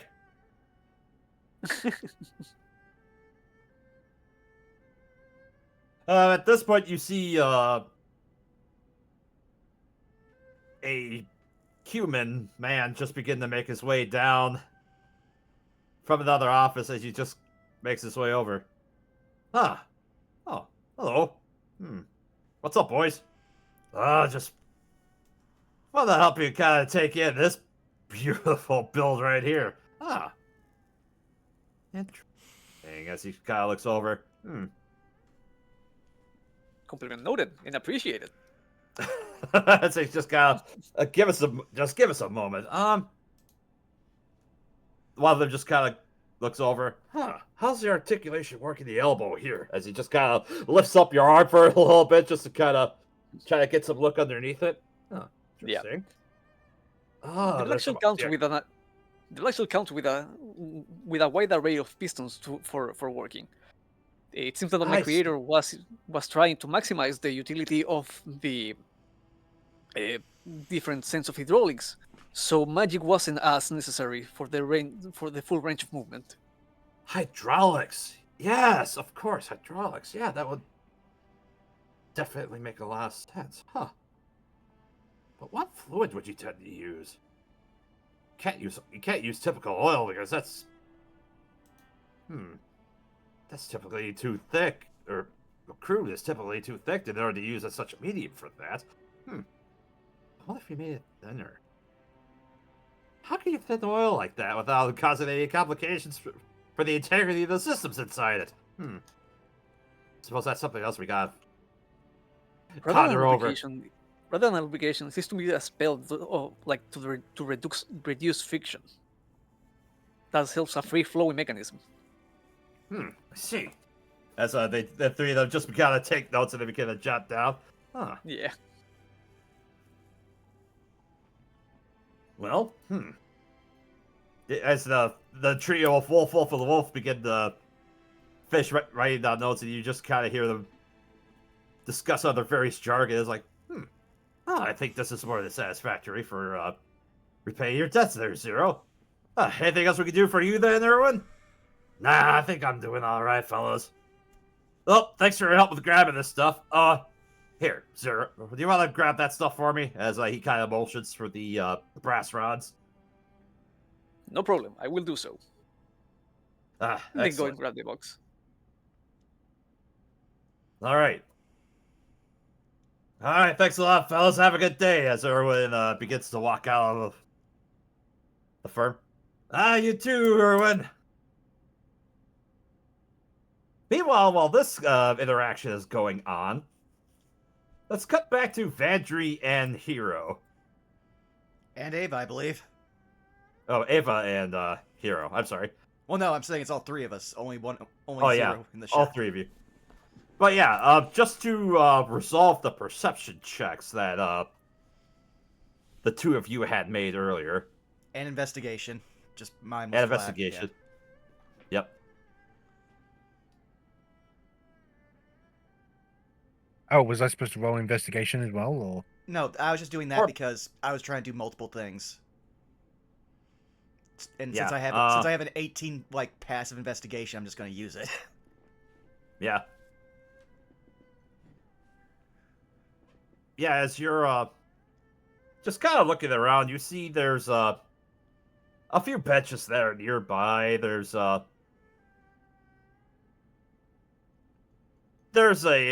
two humans that are just they're kind of younger looking humans as they're kind of sitting down, kind of taking a rest for a day. You see they have a bunch of notes that are kind of about their hips in their backpack as they're just looking through, just kind of reading up on stuff. And one of them just kind of looks to the others like, "Hey, how's it going? Oh, I'll just kind of taking a break from Mr. Halimian's classes. Oh, yeah, he's been, I tell ya, he's just been driving on the fact about, precision, always having to measure this stuff. Yeah, you're telling me. I just want to try and get caught up on everything else. Well, you always have to make sure everything's when drafting up all of your designs, you always have to make sure it's always up to specs. Especially with all those designs help make Talus, don't you agree? Well, yeah. Sitting with so many bright and industrious minds, I just hope I can make my mark and develop something truly extraordinary as he just kind of looks down at his notes.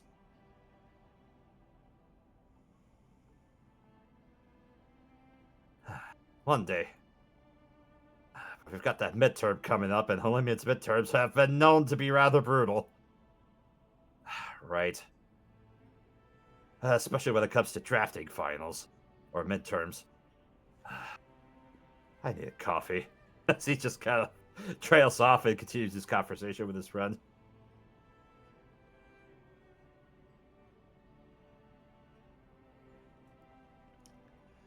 So did any of that stick out to me with having been here prior? As far as you hanging out here, well, let's see. Sorry, just gotta rub. Pick. No.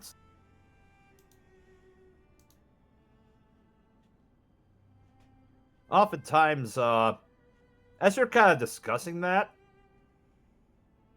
the Trade Masons Guild does actually sponsor quite a few of the, I guess the colleges that usually trade up a bunch of the artificers. And by proxy, a few of those are also sponsored by the Donso Company. Think of them as more like, oh god, it's for anybody that's in the agricultural section. If you heard of like Future Farmers of America, think of it as like Future Artificers of Talus, the FAT. It's a program that's basically run through the city-state, just to ensure the bright young minds are kind of taught through a couple of the schools that are scattered about within Talus.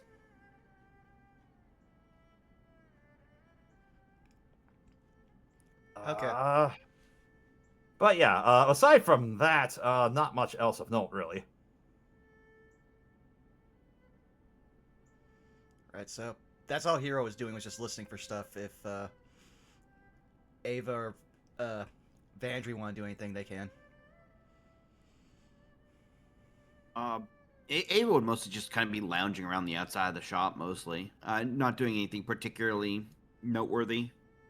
A lot of the stuff appears to be like just going over her head, as far as like, especially like the kind of like tech stuff and artifice. Though she likes any like contraptions that like might be moving on their own, kind of like the sign or something. She would just like marvel a lot at. Yeah. As you're looking over at the clockwork decal that is basically over the wolf and wolf sign, just to see the various cogs and springs that are kind of rotating on the various aspects of the sign. Ooh. You notice that for a little bit. Eventually, you do see Erwin and Zero make their way out of Wolf and Wolf, with their wares in tow. Well, you certainly took your time. Any problems? On the contrary, I got a new lead as to where I may find more information about my creator. You'll watch Hero's eyes go wide and just go, what? Yes. Apparently, they had from work either facility or maybe a mere workshop somewhere around Hardvale. That was the name, right? Yes. Okay, here's just gonna be like, I know you're very precise in how you speak. I just need a little context here. Did you just say have? As in the present tense? Apparently so. They are recording the book here in the shop. So, they might be still doing business. Now, Citrica, remind me above game, do you remember the race of your, creator? Never seen them. Never seen them? Yep. And,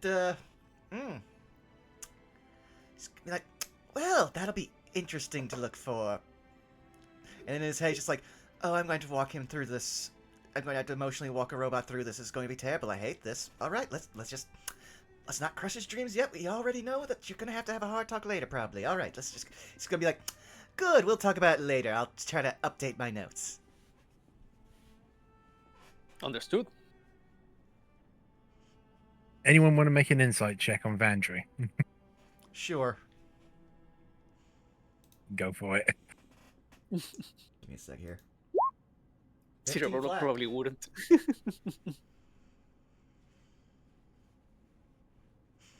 So just Hero? Yeah, it seems. She's got that look of, oh, shit, on her face. Then please allow me to just do. Yeah, as soon as Zero's back is turned, having noticed that looking at Vandry, you just see this, looking back at them.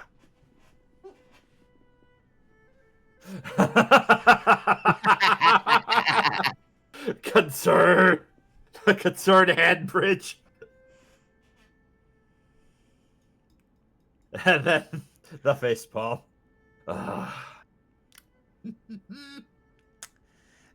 Since I'm pretty sure at this point, the only people, like, not looking at it, everyone's not looking at us, you're just gonna watch Hero just mouth, let's get through the day, and then just turn and start following Erwin. Alright. As you begin to make your way down towards the next stop on the list, which is Dodson, and Price. This is actually a good place for us to take a bio break, because I'm getting thirsty. Sounds good, let me Sounds know. good. Alrighty. I thought that was a lot of talking I did for that stretch. Holy cow. Oh yeah, also, thank you for everyone who stuck around from the Bosco raid. Hey guys, this is Outlaws Gambit, where we are playing in a setting called Auroboros, the Coils of Serpent, made by one of the creators of World of Warcraft. This is their homebrew game that they played in for years. We're playing in the aftermath of their giant, like, I want to say it's 5-year long campaign. I think so. Something like that, yeah. But yeah, no. So we're in an entire world with different races, different things, and a whole bunch of stuff for us to explore. And our lovely art that you're now seeing was done by our good friend, one Mr. Rosso over here, R. Sawyer, that you might know from Flashbang. 10 out of 10. Absolutely. Like, fantastic. Thank you, thank you. But yeah, hi. Thank you all for coming out. But yeah, no. If you want a synopsis here, we are a librarian, a amnesiac robot, a mob hit woman, and a quasi-amnesiac pit fighter, who now are basically indebted to the mob to go to one town halfway across the country and break one guy's knee so he doesn't actually compete in a sports event. And that's how we're framing our story from now on, because we're a bunch of vagabonds. You say amnesiac. As far as I'm concerned, Zero was just booted up recently. Fair. I'm trying to sum up for people, because we've got at least 7 people who have stuck around and have not probably watched the first 3 episodes. Their baby. Just a giant 8-foot-tall robot. Just baby. And I am baby. Oh, you made our relationship so much worse, Citric. You are taking me to crime. It's your fault. It's Yeah. literally baby's day out. Well, no, it's like the most morally. Well, actually, no. I think Bandry's probably the most morally gray. The second most morally gray person is leading someone with no context, and is only occasionally giving them good examples of how you should interact with society. I love it. Baby. Anyway, I'll be right back. No worries. Yeah, hope everyone is having fun. How was Flashbang? I assume pretty good, because seemed like they had a good selection of people there.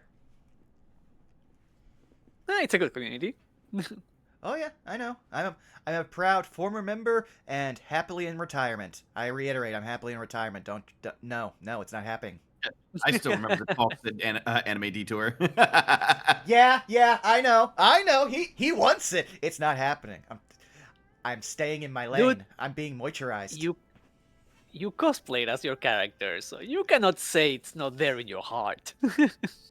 I cosplay as my character because I wanted to fuck with Bosco. Because it's until Anime Detour, that was possibly the only time I'd ever see him. And yes, the answer of I should have expected this with such disappointment in his voice fed me for weeks.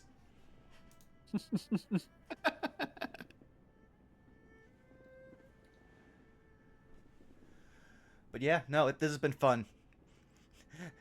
I also love that, like, now it's just like, oh great, either someone's masquerading as your inventor, someone is inherited their name, possibly as a family figure. We don't know. But again, it's just like, I don't want to teach a robot existential dread, but he's making it very hard for me. People wonder why I drink? Zero is fast becoming a reason why I drink. Yeah, and you guys just stepped on something when it came to Vandry, so that's gonna be fun. Ooh, interesting. Yes, sorry you want people to roll that insight, but like if you ask Zero to roll an insight, I am basically wanting to take a miss on everyone. Like they do not know how to read people. Fair enough. Yeah, that's exactly why half the time the guy on the spectrum's explaining to the other person farther on the spectrum, you just don't do that. No. I will teach you social cues. You're not going to like them, but I'll teach you them.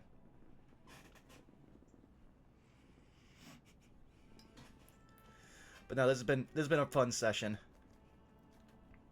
Even if it was just... Hey, Bob. What? I see a Shadow Dancer Bob in the chat. Oh, Bob. Hello there, Bob. What's up, Bob? Self-respect existential dread. This is why we're better without self-awareness. Aptly put, robot. Though I will step away for a quick second to also use the bathroom. Well, we got a second. All good? On that note, everyone in chat, do remember to drink your legs and stretch some water. It's very important to do so.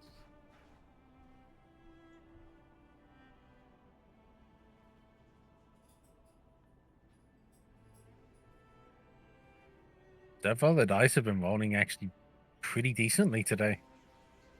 Yeah. I only had one roll and it was an 11, so can't say much in that regard.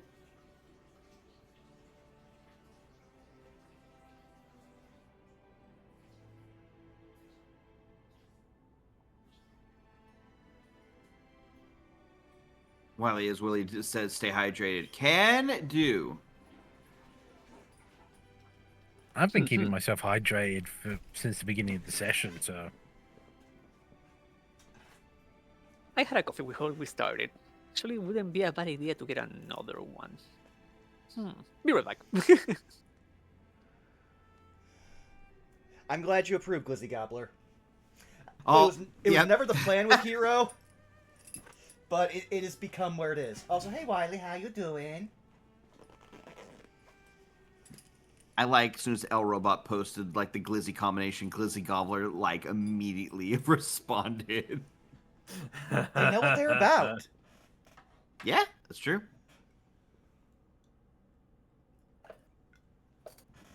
But yeah, no. From purely academic to, like, burnt out, tired, I'm doing my job academic, that's been Hero's journey since Session 0. Where he was played much straighter, but then in Session 1, he killed a man.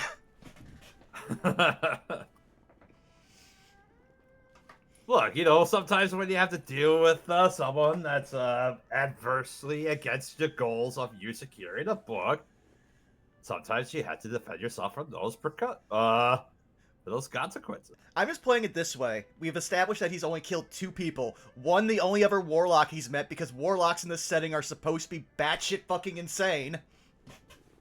And then the guy who nearly killed him in one attack. Mm-hmm. Because I'm the squishiest of warlocks. I don't wear armor. Bob brings up a good question. Where have you heard about this before? Killing a man in academic settings. Oh, it wasn't in an academic setting. He is just an academic. If anything, he's on sabbatical from the only academic setting he's ever been in and found a better one. It's like, oh, I'm living my best life. Oh, I'm living a life. You know what? I'm living. I'll take that. And a scotch. And 1 bourbon and 1 beer. Yeah, no. You always follow it up with at least a beer. Wind down, taper off. I ain't seen my baby since I don't know when. Listen, you and me, my headcanon for where he's from, they only have wine there, and he's very tired of wine. The fact he found out there was other kinds of alcohol outside of an academic's knowledge of it from books, he's like, fuck elves. This is so much better. Says the high elf. Fuck elves. Let's get a backbone and a better fucking liver.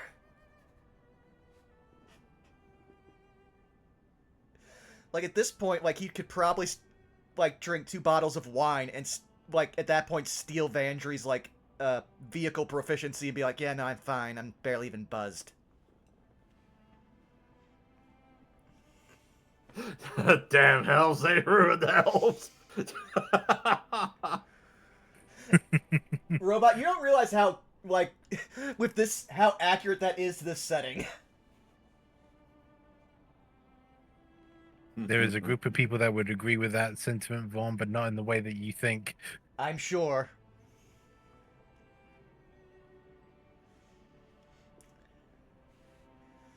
But yeah, no, elves are complicated in this setting.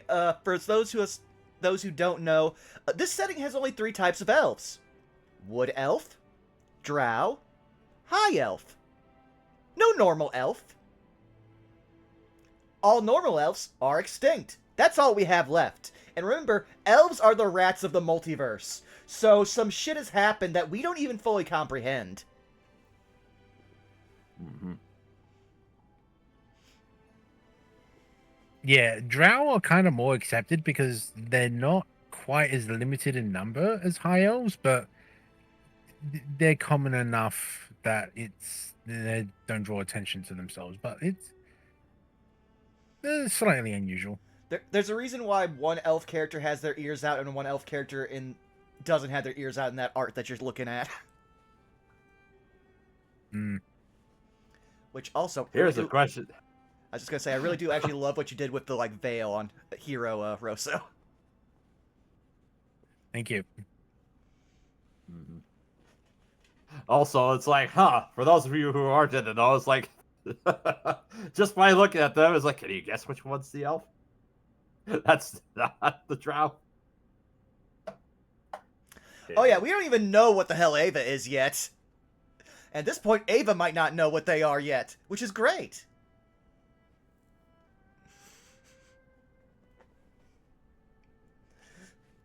Though I did actually having fun. Yeah, no, I did actually love the fact that I got to explain.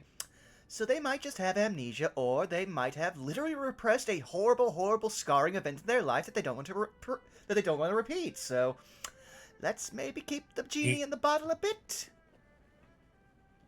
Yeah, there might be a really nasty personality. Won't even say personality. It's just they were a nastier person until they found a better place. But to get in a better place, they had to stop remembering everything about that nasty person. Oh. We're just shooting the shit about stuff that's happened this session. Ah, neat. But that's I it. am I think, here. yeah, I was about to say, I think we have everyone back. Do we want to get back to the game? I'm good to get back into it. Okie dokie. Just confirming if Scaly's back. No, I'm not. Oh no, it's spreading. Oh yeah. At the start of Deny- the session, just no. Deny reality and replace it with your own. Do not conform with what people expect from you. Just tell no. You know what they say, Citric. No, you know what they say, Citric? No. No. Wait, N-O no or K-N-O-W no? Yes. No. I'm an academic, not a philosopher. Can we actually get on track here? Yeah. All right. All right, well, good to get back on track here if everybody else is. Yep. As the party begins to make their way down towards Dogs and Price. In order to, thankfully, this one is just, for the sake of brevity, this is more of a quick in and out affair as he, as Erwin makes his way in just for a split second, basically for the equivalent of a hardware store, as he just kind of looks around, and he grabs some latches, hinges, and other pivots that he might need. So for the 5 minutes Just he's in come there, in. who's the one who puts the coin in the rocking horse that's outside? Yeah, you know what? Let's see.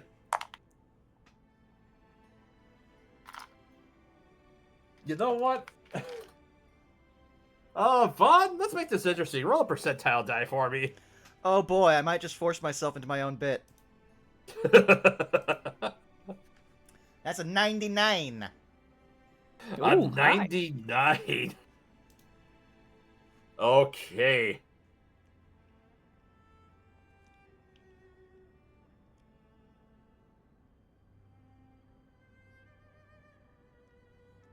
Let's see. Huh.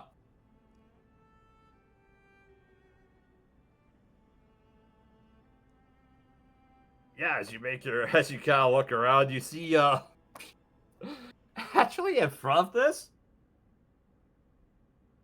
you do see there is, like, a child-sized automaton that is, basically on a big giant spring. And basically on top of this, the shoulders of it is just like, just wide enough that a child could probably sit on it like they're riding a, like sitting on top of the shoulders with just a little T-handle on top of it. It's an automaton with that on there. Hmm. Looking at that, Hero's just gonna look to Zero and be like, how bad is that, considering we're trying to figure out how your race works? Is this racist? As far as I can tell, automatons in this town seem to be very much monotask. Do not cover a range, like a wider range of functions. As long as they are performing the task they were made for, I believe this is entirely okay. Hero's going to do the most Vaughn character thing ever, which is hold up a finger, prepare to say something, lower the finger, close mouth, and then decide in his head, I'm not going to teach the robot about racism. Let them be unspoiled. To that note, Zero will actually walk towards the automaton.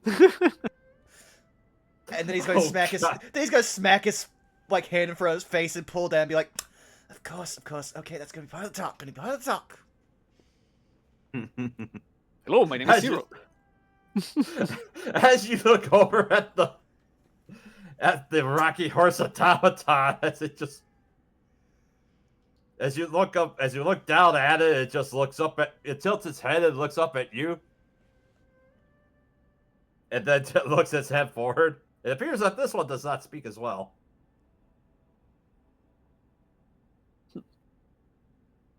Zero acknowledges that and nods towards the automaton.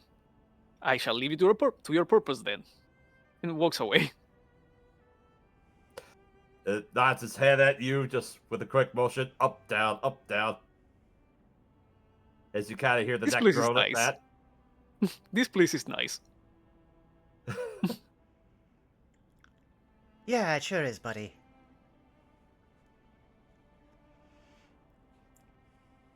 As you just kind of look at this, walk away from this automaton, you see there's a. It looks like a mother is walking down with her child, and also you see there is a large construct currently escorting them. Mm-hmm. All right. Iron Spring, could you please watch our child right here, would you? You just look over and you see the automaton just nod its head.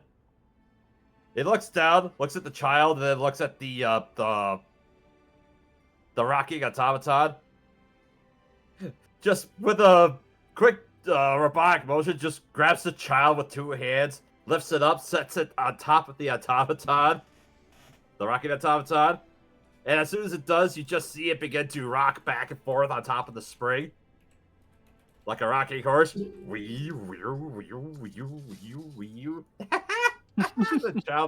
The kid begins to giggle as mom begins to go inside for a moment.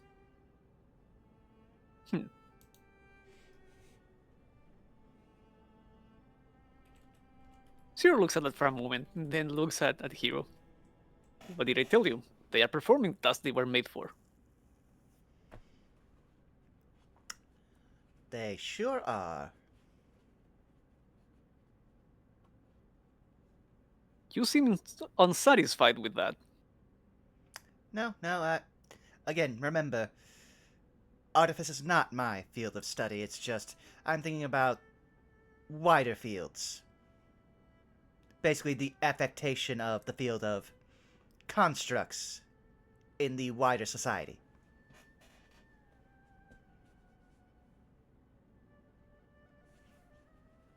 Zero looks at you for a moment, looks back at the group, at the other two automatons and the child, looks back at you, and like lowers themselves a little bit, like to be more eye to eye, and puts a hand on your shoulder.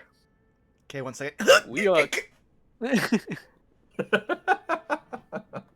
I'm pretty sure your hand weighs more than Hero. Yeah. We are not born like most of you. We are made.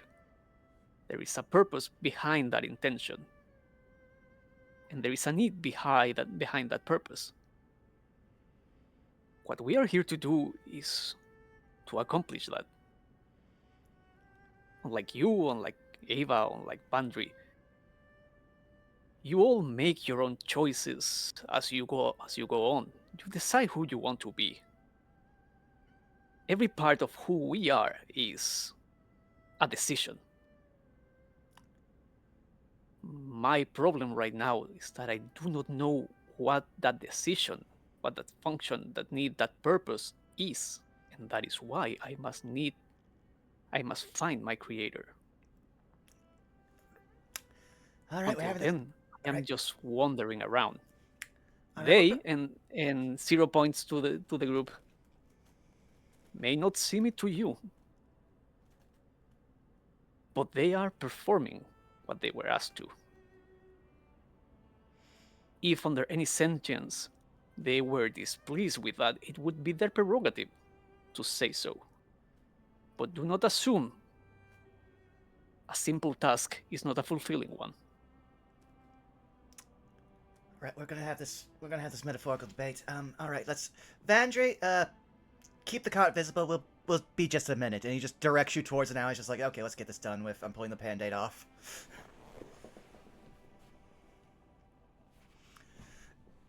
He just like gestures for you to go into an alley where the two of you can have a discussion. Where he does again. You know, Hero values the fact that not many people know what you are, and he also cares for your safety. This is one of those moments where he's like, no, if we're going to have a broad discussion about this, we're doing this where you will be safe. Mm. And so he just gets into an alley, waits for him to be there. 0 will follow you. Okay. 0, I need you to understand something. And it seems like you've grasped a larger amount than I actually gave you credit for. And honestly, that's humbling for me. I should have known better. You are, again, a marvel. But the thing I need you to understand, those things weren't created with any form of sentience. They have no feeling. They have no being. What they have is programming.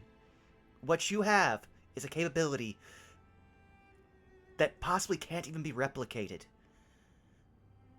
The only thing that makes you different from any of us is you were made from metal and not from flesh.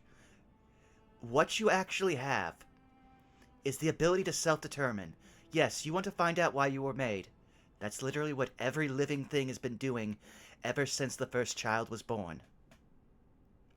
You need to understand. Out there, those are machines. You are a being. That is why I am going to study you. Make sure if there's a way to replicate what you are, it is protected. Because you are as valid as any new life. Am I understood? I think you are. Okay. I really, really hope that lead you got is valid, but I'm going to say as usual, temper your expectations. I think there may be greater ramifications and answers than we are ready for. Okay? Understood. Thank you. And now, again, I put a lot on you, and I know it takes you some time to process things because you like to look at everything from many different ways. I want you to remember, before even this, being a being, being possibly the first of your true kind, he's gonna motion for you to come down, get to eye level with him. He's then going to... Yeah, he's then going to lean in and cup both sides of your helmet and just go, "You are my friend, and you'll always be it."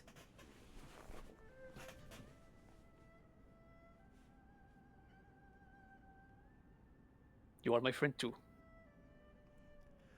Good. Then that means that you will pay for the next drink, because this is way too much that I was willing to process in one day. As he just says, as he like throws his head back and goes, "Okay, let's go find them. I hope they didn't get too far." Have I told you that is damaging your liver? Many times! And yet you continue. They walk back. Your inability to correlate my ability to care shows a flaw in your programming. You are irrational in more than one way. Welcome to living. You're doing it.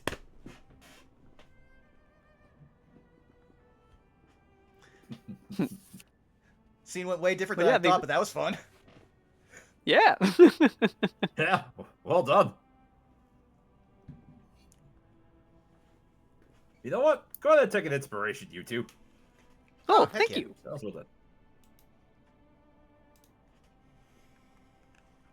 All right. As Erwin at this point begins to make his way out,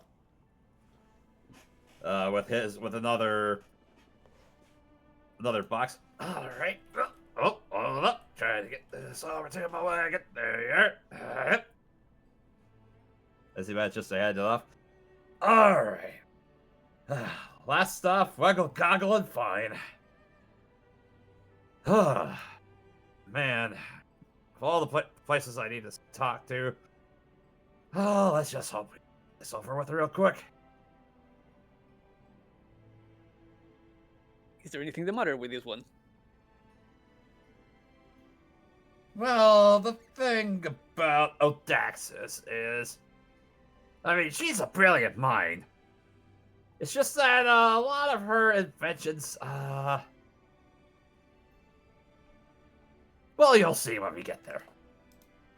As he just begins to saunter over a little further down the lane, just kind of weaving out. Yeah, but Vandry's kind of keeping herself quiet, but she is like just occasionally you can see like just her shaking her head. I was about to say, do you need any of us to go in with you? Well, if you don't mind. Alright, better question. Is this a, should I have this unholstered or not, as he just points at his wand and book? No, you should be fine. It's just more her eccentric nature.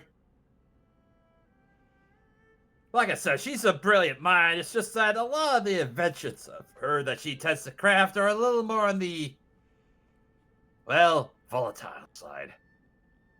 Ah. Zero, Operation Blast Shield. Understood.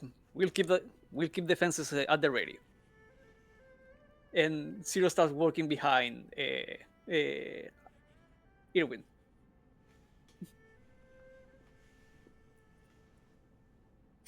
All right.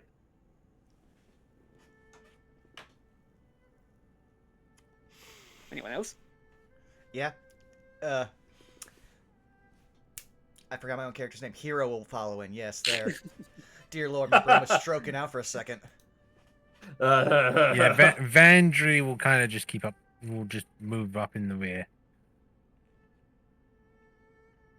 Ava will tag along too, but is trying to like stay away from like shelves and stuff because she doesn't want to accidentally break anything.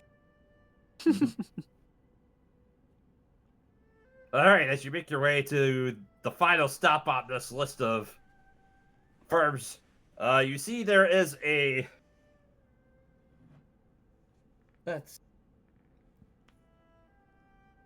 You just see as you look it up, there is a sign of what looks like a hand with a single index finger extended, as though it were swirling around in motion, and you see hanging from it is a set of goggles by the strap being wrapped and spun around on the finger. Mm-hmm. And you see below it the name Waggle, Goggle, and Fine. And oddly enough, as you kind of look at the sign, there appears to be around the Fine, there appears to be like a, well, it can only be described as like a cloud of either dust or possibly an explosion. Ah, yes. A true artificer. He says he stands behind Ava now.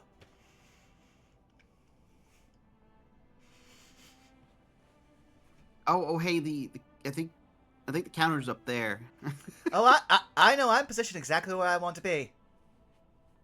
Oh, okay. Just remember, danger comes at eye level. In case of any large Explosion, be sure to stand behind me.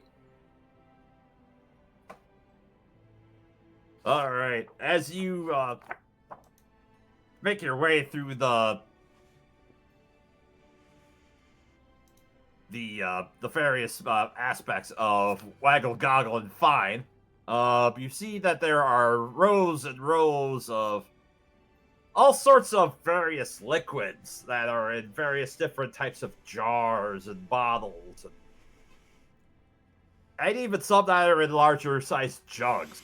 And as you just look your way around, you see there are oils and other alchemical looking liquids as you just kind of look around and see as far as you can see. And you even see there's a few other clockwork style toys that are lining the various top shelves of the sides of the shop. And as you make your way back, you do hear a loud bang. It sounds like something fires off coming from around the back. And as you do see what looks like a plume of black smoke just begin to waft its way into the main part of the shop. Oh boy, that wasn't supposed to happen. You hear what sounds like a woman's voice just kind of coughing in the back. Hold on a second, I need to catch my breath. Do you require assistance? Oh, just a moment! I'm Looks not at sure. Hold on, give me a moment. Looks at Irwin. Should I assist?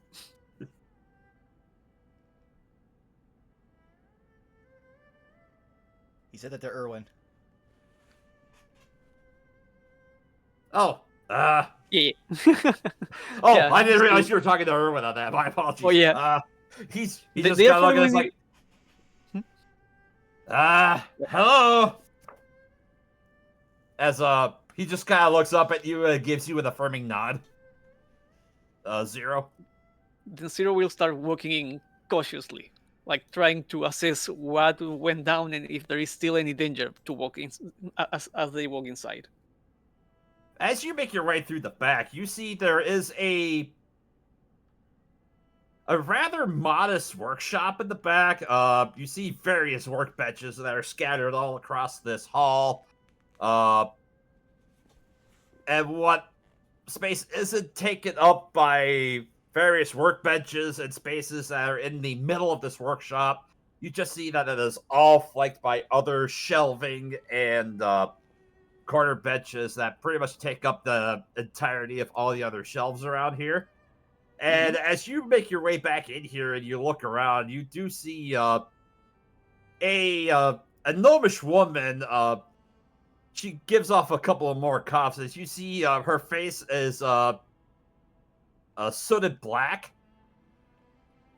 As she just kind of looks up, her normally peppered gray hair is has an especially egregious dusting of black in it. As she kind of looks up, I need to get that cleaned up. Oh, hello. Oh my.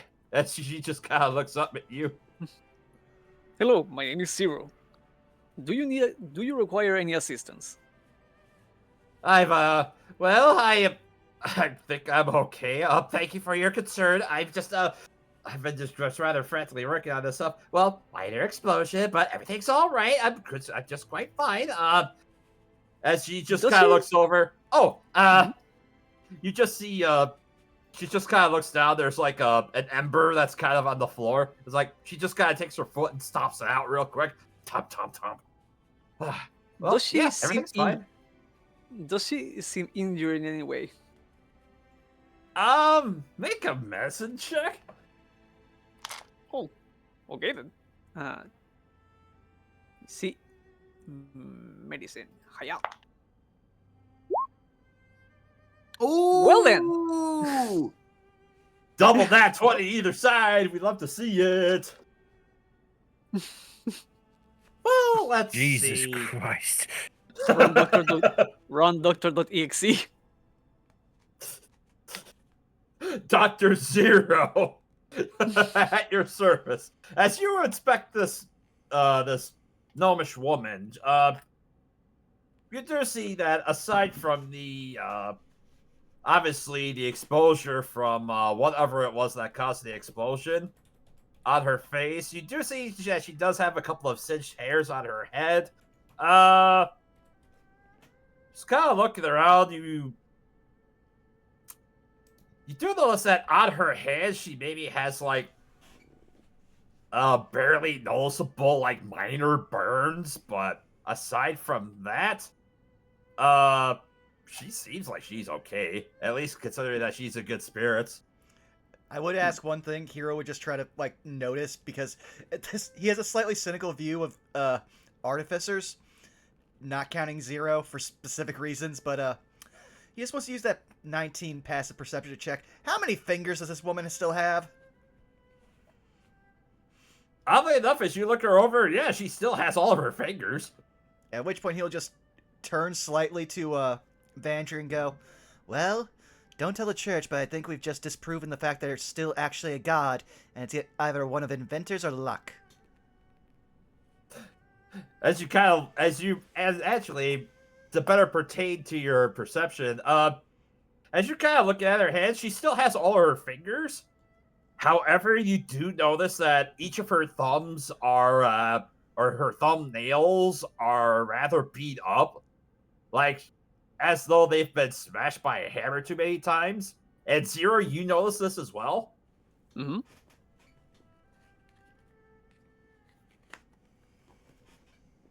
Yeah, you just kind of see there's like a few lines where like the nail has kind of been bent, and underneath it, it's black, in like 3/4 of it. But in general, like very very worked up hands. Yes. Very worked up calloused hands. Yep. Still, you'll see Zero will approach, and you hear a disc slot inside the launcher on the arm, but instead of like shooting out, it's just going to like slide on the open on Zero's open palm. And as they take a disc and place it against this woman's like I assume apron, I'm casting mending. Ah. Oh, Ye- well. She just kind of looks down. Oh, fascinating. You two are a practitioner of mending. Ah, I had that. I've been so busy I didn't even notice that was there. Thank you. For the time being, I cannot do much with the scar tissue like that you carry on you, but I can help with restoring your clothing. It's something I can do to help. Because mending does not work on like people. Like this is just whatever like singes she has on her equipment. Oh, thank you. Truly. Zero, right? That is my name, yes. Ah, excellent. Oh, hello. Just as she just kind of looks up, I forget who else made their way into the back with Zero. I think we thought she came a bit more out the front. Oh, I assume like the initial part of this conversation is happening in the workshop, like in the back. But yeah, like if you wanted to use your perception, it means you were there, like you followed. Then I guess Hero followed. Mm-hmm. And if Vandry didn't, then he said that to himself under his breath. Well, like I said, Vandry's pretty much more or less keeping up the wagon. The rear, so it would be, I think, Ava, then Hero, then Vandry. I think in order. That sounds about right. Okay. Oh, right. Customers, right? As she begins to saunter her way over, and you just see her just Right, need to spruce up a little bit. You see that she begins to wave her hands across her shoulders, and you all see her cast brushes of vegetation in order to clean the soot off of her clothes that was there. It's by the fact that she still has a soot-covered face, and her hair is still frazzled and covered in soot.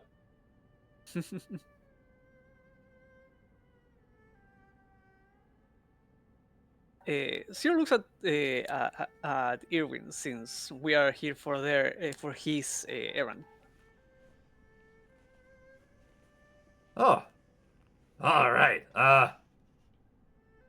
Hello, Daxus. Oh, Irvin Ironridge. It's so good to see you. Figure it's been a while since I've last seen you, huh? Well, yeah, Daxus. Well, you know why I'm here. Here to grab some Blue Guard 500 axle grease? Yes, ma'am. All right, let me go grab you a couple of cases of them. I know you need it. As she just kind of makes her way over towards the front shelf. All right. Let's see. Anything else you think you might need? Oh, yeah, I'll also take a can of oil. I do have some other stuff I need to lube as well that's not on the axles. All right, I'll tell you what. Since you've been such a good friend, I'll go ahead and just have this one on the house. And she just kind of goes and grabs a small can of oil. And then just throws it over with the order. All right, now with those 2 things of grease and, throw it in a little extra on that, that'll be 1 gold, 5 silver for that. Huh.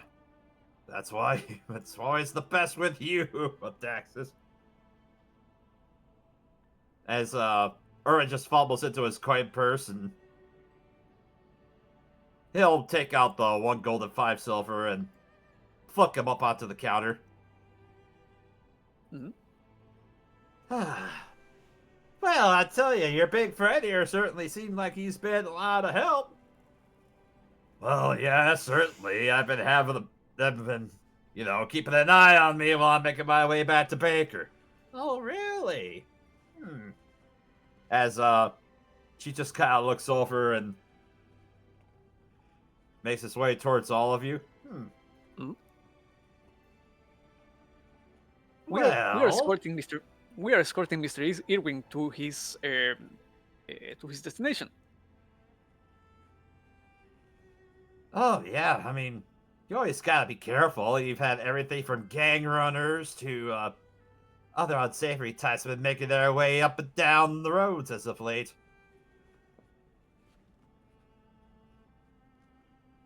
Well, I thought I heard that there was a convoy supposedly that was making its way out of here that probably got intercepted. One of the other guilds apparently was been waiting for a shipment that's been long overdue.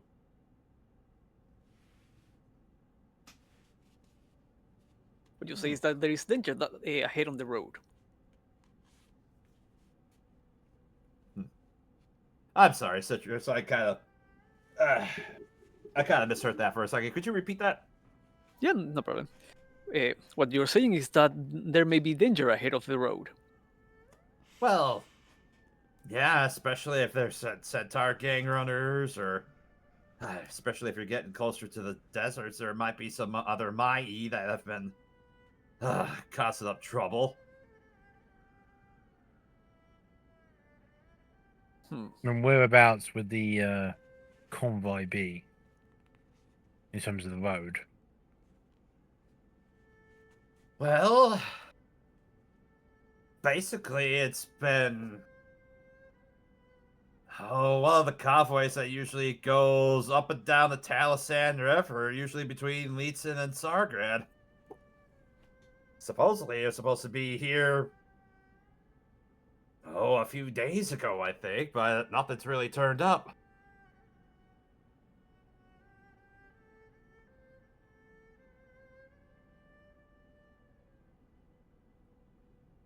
Zero looks at Irwin. Is this normal?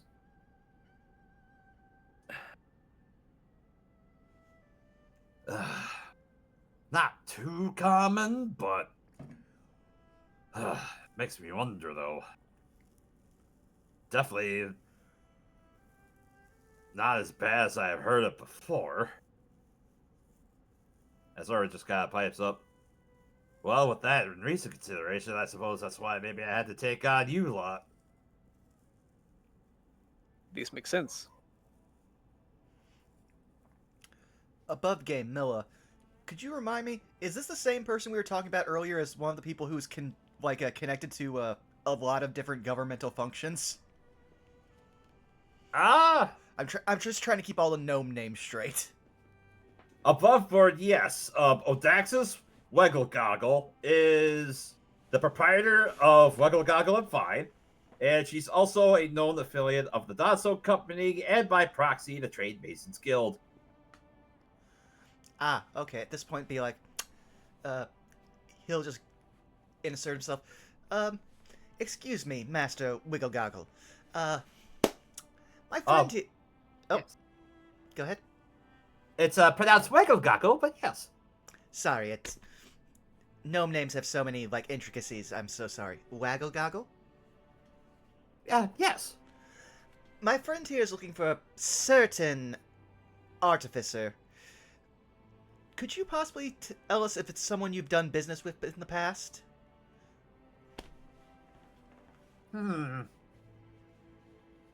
Well, asking if I've known of or dealt with any artificers has been...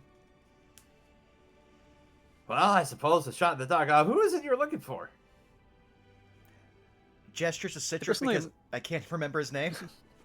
It's fine. The person I am looking for goes by the name Toybar Starkbelch. Toybar Starkbelch. Toybar Starkbelch. As she just kind of does the thing she remembers.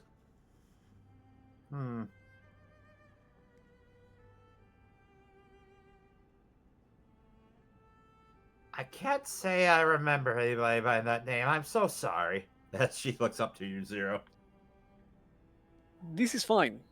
It's trying to find one person among many. The chances of you two having encountered each other can be considered as mere happenstance. But luck has been on my side before. Irwin just kind of pipes up and looks up. Apparently, he's been dealing some business over at Hearthvale, it sounds like. Oh, Hearthvale. Okay. Interesting. An artificer usually making his way out in Hearthvale. Sounds like if they want to do a lot of work pertaining to agriculture, I suppose.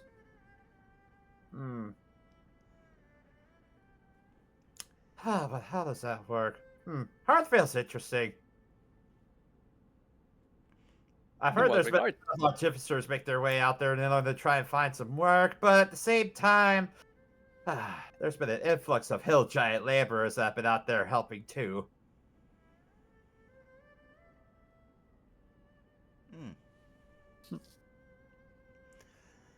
And now, I have to ask you a slightly, not inappropriate, but a slightly offensive for most people. I'm a historian by trade, and thus, I am chronicling many things, including the history of Artifice itself. And as, again, one of the oldest artificers in the city, I just need to know a range of where I need to start studying. If I may, ma'am, ask your age? He says it's again, trying to preface that he knows it's a very rude question, but he's also trying to preface that he's asking it for a very good reason and not trying to be offensive in any way. Make a charisma check for me there, hero. Oh yeah, no. Caster, baby. You say that, but I've never rolled a charisma caster outside of Ollie who had any charisma skills, so let's go. Flat charisma. No, I'll take that 17 and wish it was the nat 20. That's okay. What did I tell you? It's fine. It's fine. It's fine. Yes, it's fine. It's fine. As she just kind of ponders about it for a little bit. Let's see. How old are you?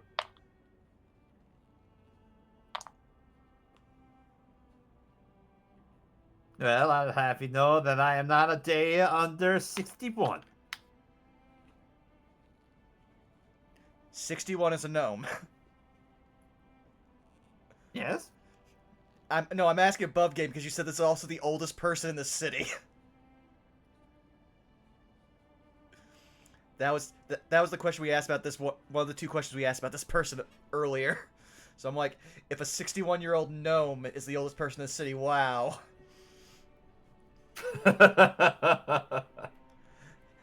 Again, I'm trying to make your job as a DM easier, keeping things straight. Yep. It's fine. Artificers tend to, they come and they go. Sometimes they make prolific work. Sometimes the work can be dangerous. Oh, so And this... given your experience with how she's still working at 61 is So above game, deciding to be an artificer in this world is like in our world deciding to play a dragonborn. You know your character's going to die young. Okay. or retire early. It's like, well, thank you. That'll give me an excellent point of reference so I know how integral you have been in this city's development.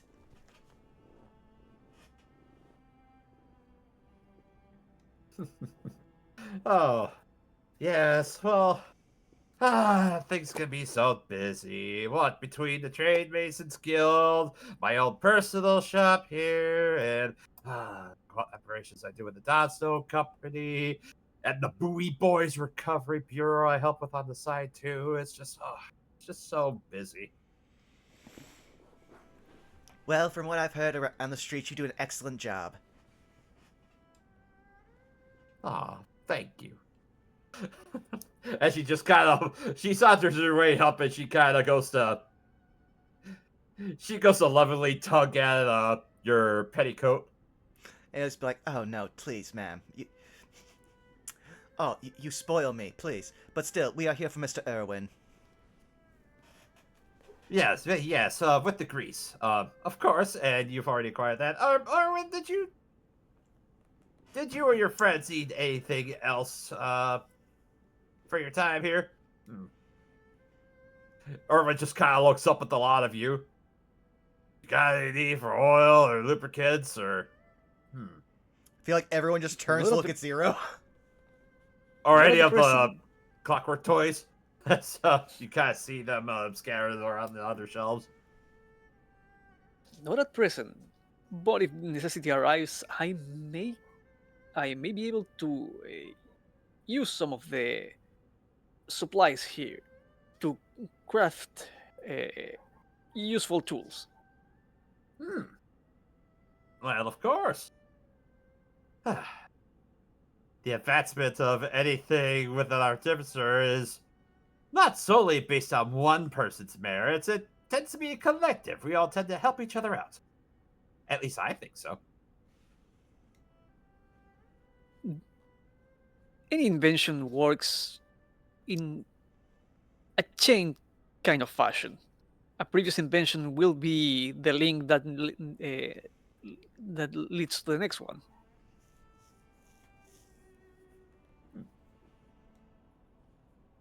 Wait, so they've got like clockwork toys here, or? Yeah, they've Anything got else? a few different clockwork toys just kind of sitting up neatly on the shelves. You do see there are like some wind-up birds that are they have large keys on them, and it looks like they might flap their wings. There's a few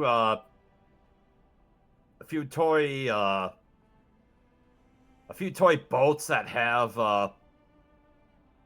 either paddle wheels or it looks like they do have some that have propellers on them as well as a few mock-ups of like various bridges so that you can turn a key that's on the top and it raises and lowers the drawbridges that are like these little small-scale models. Interesting.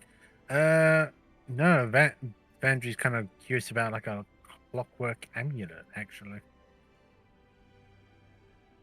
Let's see.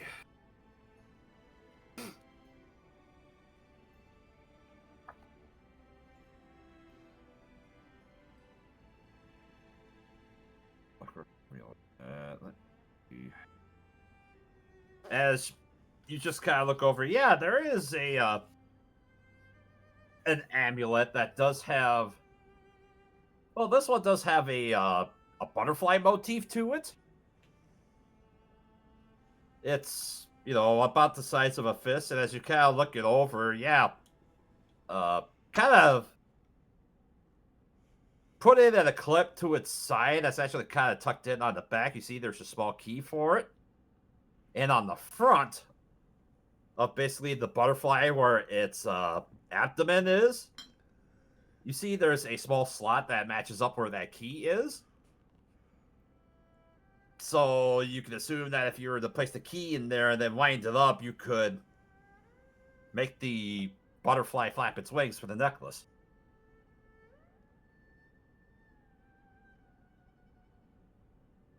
Yeah, Vandry's gonna actually point out and be like, "How much for this one?" Oh, for that little thing right there? Oh, I could sell that to you for, a modest price of, let's see, 25 gold pieces?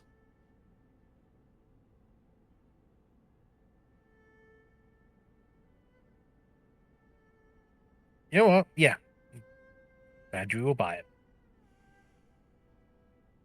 Ah, excellent. Thank you so much. And as you, she just kind of saunters over. She actually gets a rolling ladder for a gnome as she is a little short. She walks up to it, grabs it off the hooks, and then presents it towards you. And you have a clockwork butterfly amulet. Ooh, neat. Nice. Seeing that hero be like, knowing where we're going. Vandry, you probably want to get a box for that. Sand does hell for mechanisms. Oh, yes, of course. It does come with a display box. Oh, let me just... Saunter, where did I place those? Right over here. As she kind of makes her way back. She kind of ducks behind her countertop, and she does get a blue satin box for it.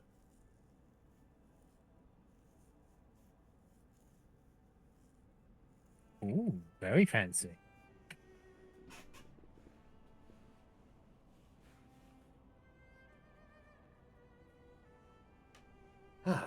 And as you kind of look around the front desk, she just kind of looks up at you for a little bit, and she's like, "Well, anything else I can do for you?" Oh,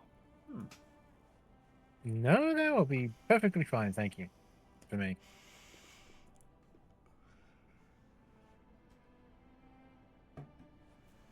all right. As she just kind of looks over. Oh, right. Well, thank you so much. As she just begins to make her way from the countertop and makes her way back towards the workshop.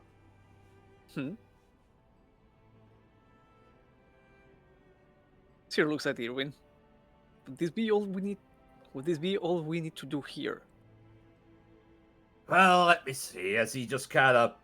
He sets down his cases of grease and reaches back and grabs his notes.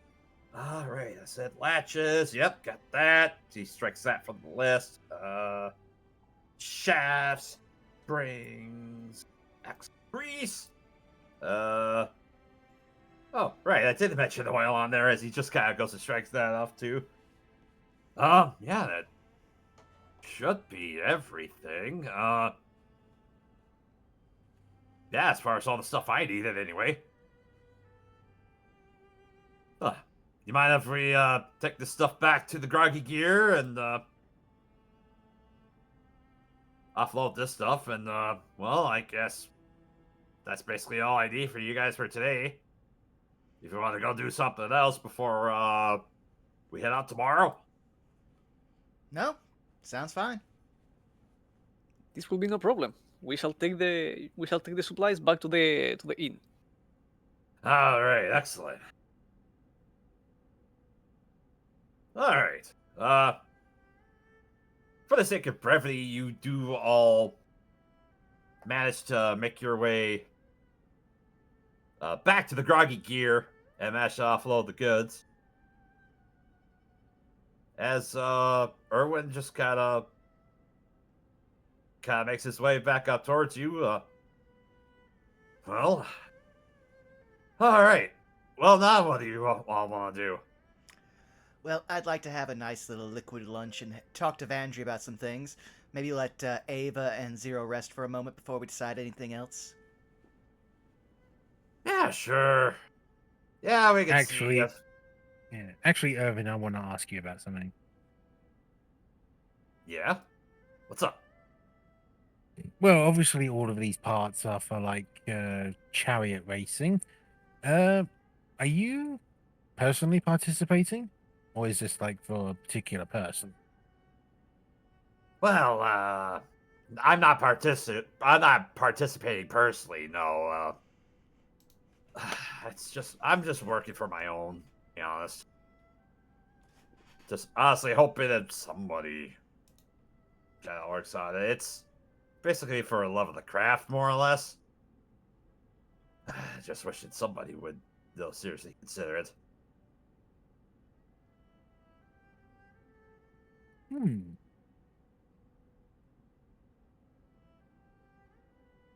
Well, who knows? Maybe I'll put in a good word for you when we get to Baker.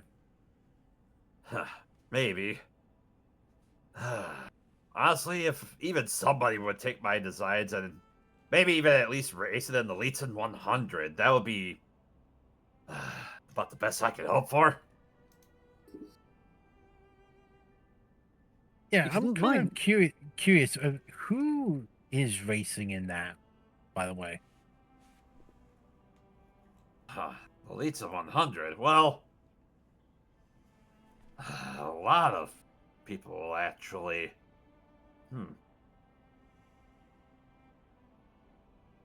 mean, I can't name them all on the top of my head, but basically any chariot racer worth their weight in gold or salt is probably gonna try to race at the Leeton 100.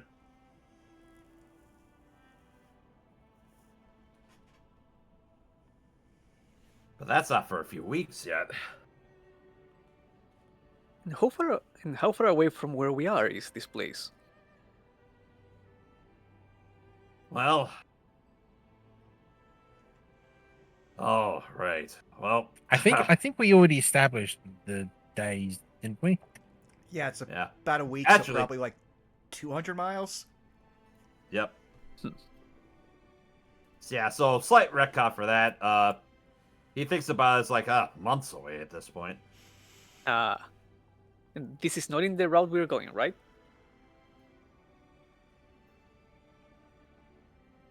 Oh, well, actually, the Leeton 100 does go between, well, Leeton and Baker. But usually it starts in Baker and then it makes its way into Leeton. Well, hey, we may have a reason to need to get out of Baker really quick, so maybe we will take you up on your offer.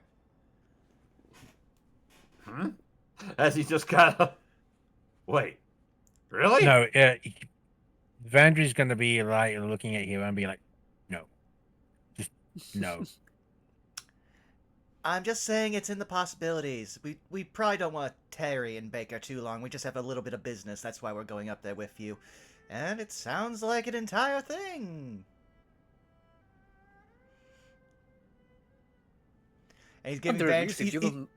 I was gonna say he's also giving Vandry a look of, I'm not volunteering us. I'm just he's hinting at Vandry. You should look at the other part of my sentence for what is important about what he's saying.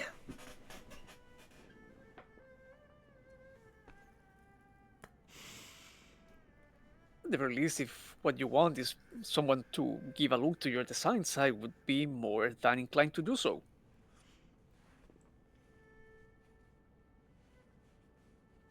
I think what Erwin was kind of saying was that some, maybe perhaps one of the racers themselves would actually Oh. take a look at the design. Oh.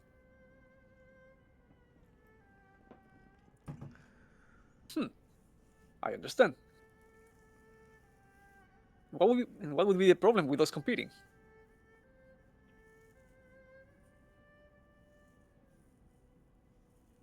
Hmm. There's a lot of things that go into chariot racing. I mean, you probably would need a sponsor, wouldn't you? Well, Buying one true. of those, buying one of those would be pretty expensive. Try to do it yourself. hell, let alone, other regulations, depending upon whether or not you have to deal with Revel Inks. Shenanigans, I suppose, because they have quite a few chariot racers that usually make the circuits. Is this a union thing? Well, Less a union, more of a monopoly, but we can get into that later. Capitalism, yay!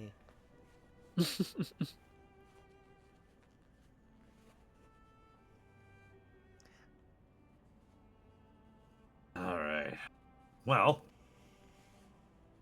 I assume you're basically kind of discussing these details over lunch. We were about to break for Pretty much. lunch, actually. Oh, break At least lunch. that's what All it right, seemed like. yeah. Yeah. Sorry.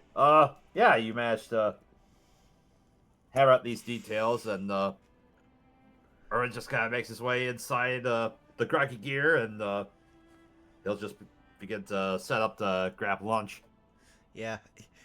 Hero will just be like, Ava, why don't you and Zero take the bar? Vandry, again, like I said, let's have that little liquid lunch. And he's going to walk over to the bar, slap down the money for it, just start grabbing the things.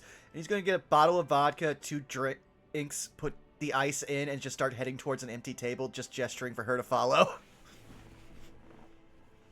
Vandry follows.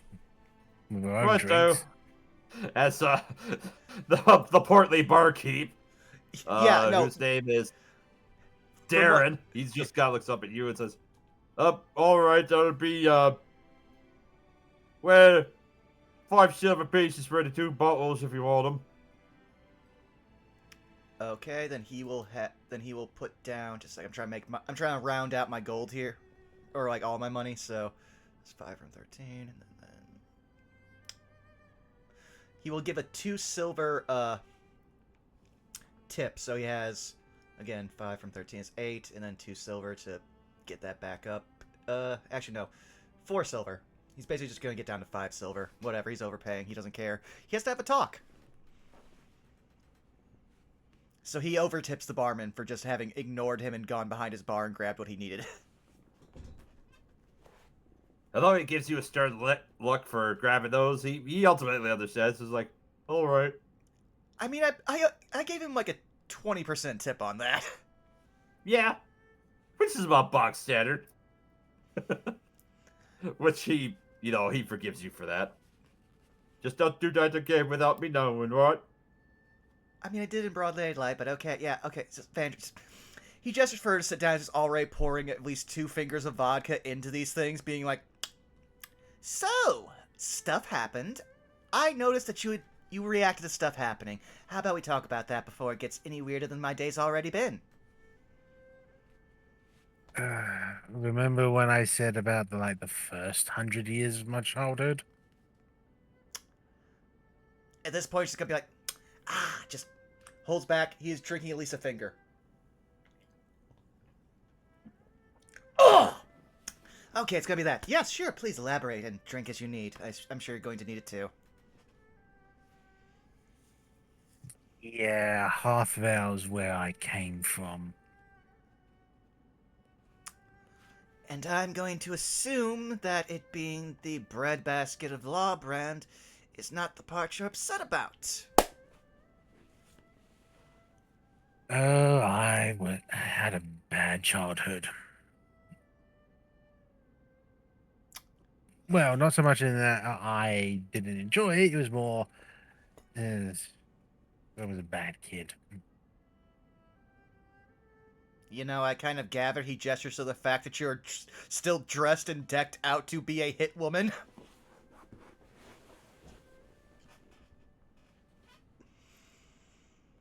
Again, not Yeah, trying but to... it was kind of a bad kid in sort of the local way, you know. But, So things again... happened, and Okay, alright. but here's the thing: things happened, and it wasn't even me that did it. Oh, so this is a... Vandry can't go there. A someone else named something could go there. But Vandry can't go there. Is that what I'm getting here? Yeah. Well, Well, I mean, maybe Vandry could, but maybe I'm saying too much.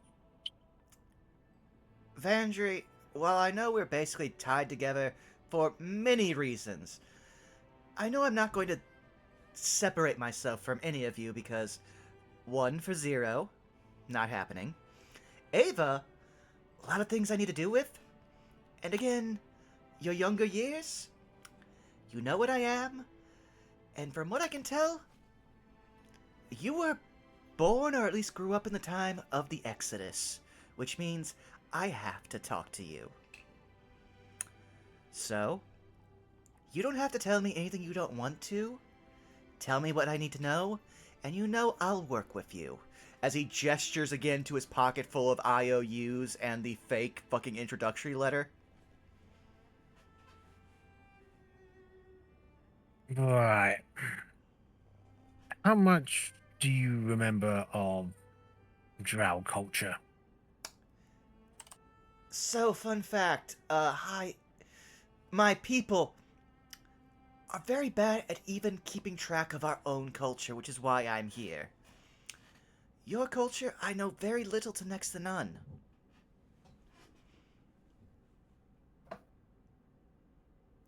All right. Well, I'm not sure if it's the same with high elves, but you have first. Remember, You have. the HE You. word. We need to not use it as much. Okay, but now We're keep keeping going. it quiet. Anyway, there's first names, last names, married names, and then house names. Oh.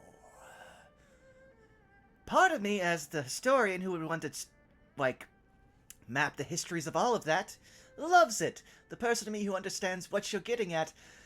Ah, I already hate it as much as you do. Alright, let's get on with it. Vandry is my house name.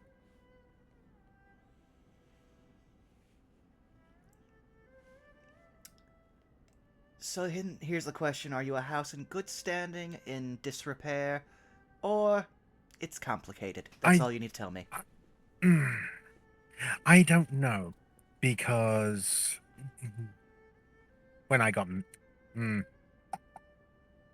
I met a certain someone, it was their house name I took.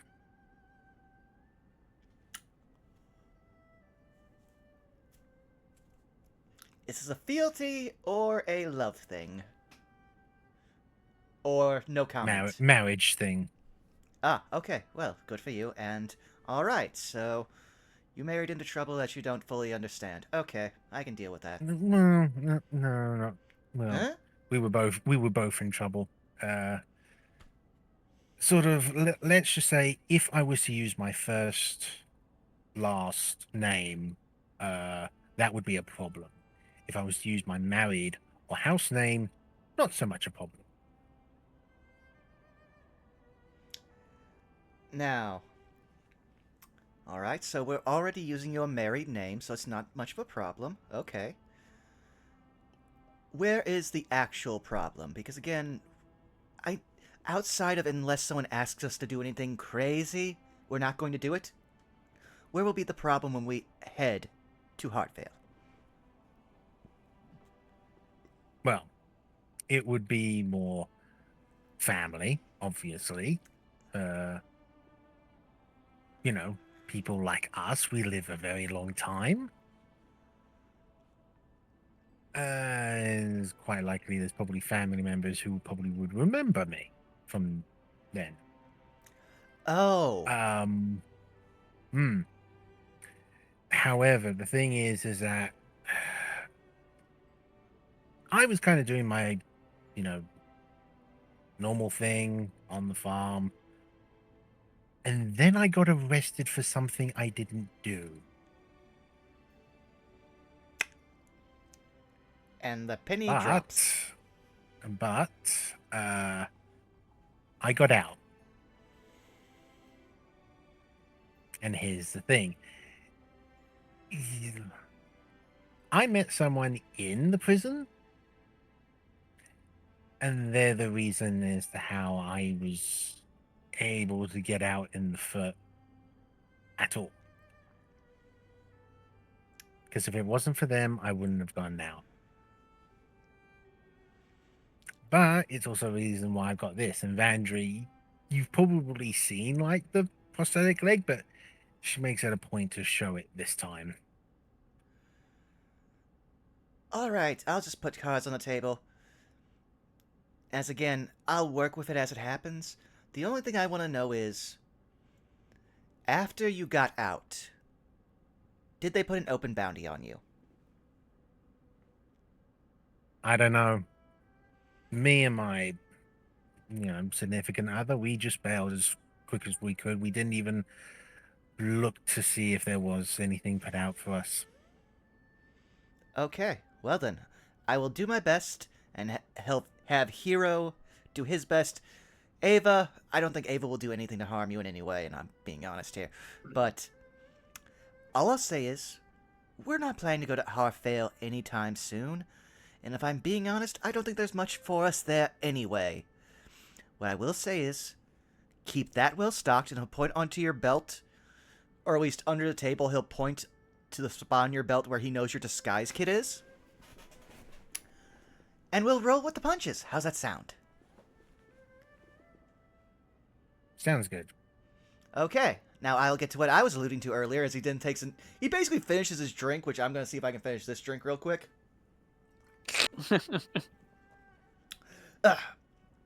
So, funny story, I'm not wanted in Banker, but someone at least wants me dead there.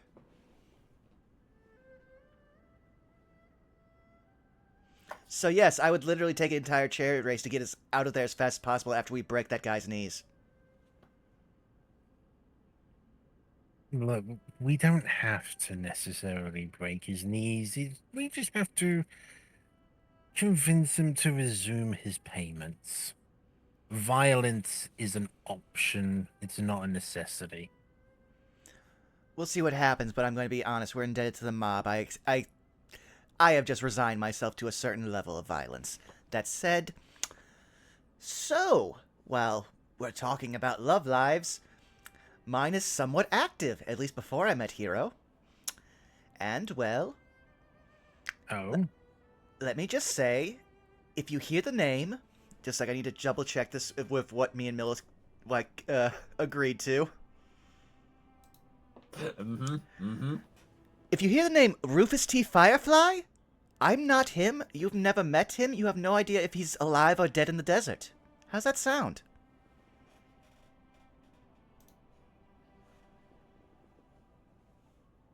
That's a mouthful. Yes, I know. I came up with it in a bar before a 3-night bender. It was on the 4th morning where things became a problem and I had to get out of town very quickly.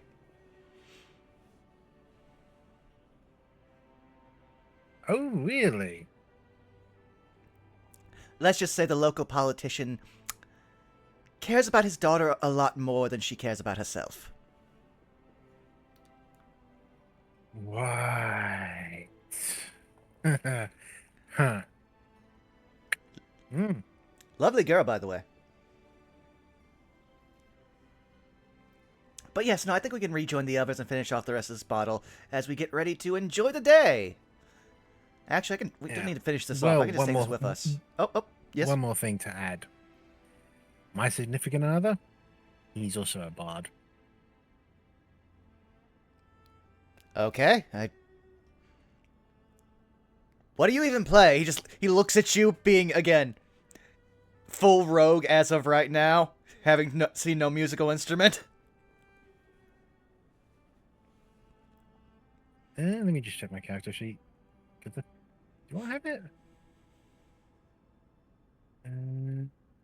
Oh, why do you have to have your text so flipping tiny? Welcome to Roll20. Yeah, I know. No, actually, this is more the macabre storytelling, so it's a lot more vocal. Hmm. Ah, okay. Well, then I'll remember that when we need a ghost story. Let's get back to the group. Yeah, but you remember that blazing loot I was asking about, the dwarves about? Vaguely, I wasn't really paying attention. It's something that you know, hubby would be interested in, definitely. Though if I could use it, you know. Well, if I hear anything about a blazing loot or a flaming liar, whatever. We'll talk more about this. We smoothed over the other bits. Okay, it's gonna be an easy day. And he just is now directing you with the bottle of vodka towards the bar with the rest of the party, and it's just like, no, one more drink will be good for the day, and then I'll just keep this around. As he just shakes the bottle.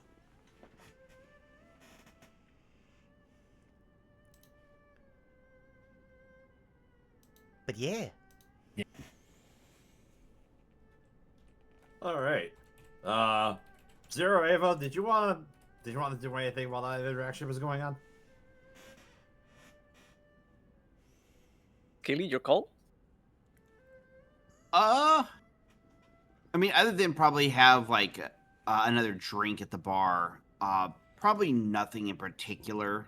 Well, maybe kind of just like taking in kind of like the social things going on in the area. Otherwise, not really anything special.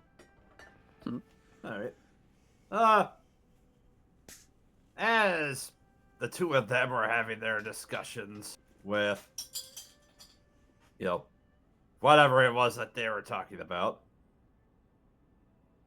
Oh, did I save the handout?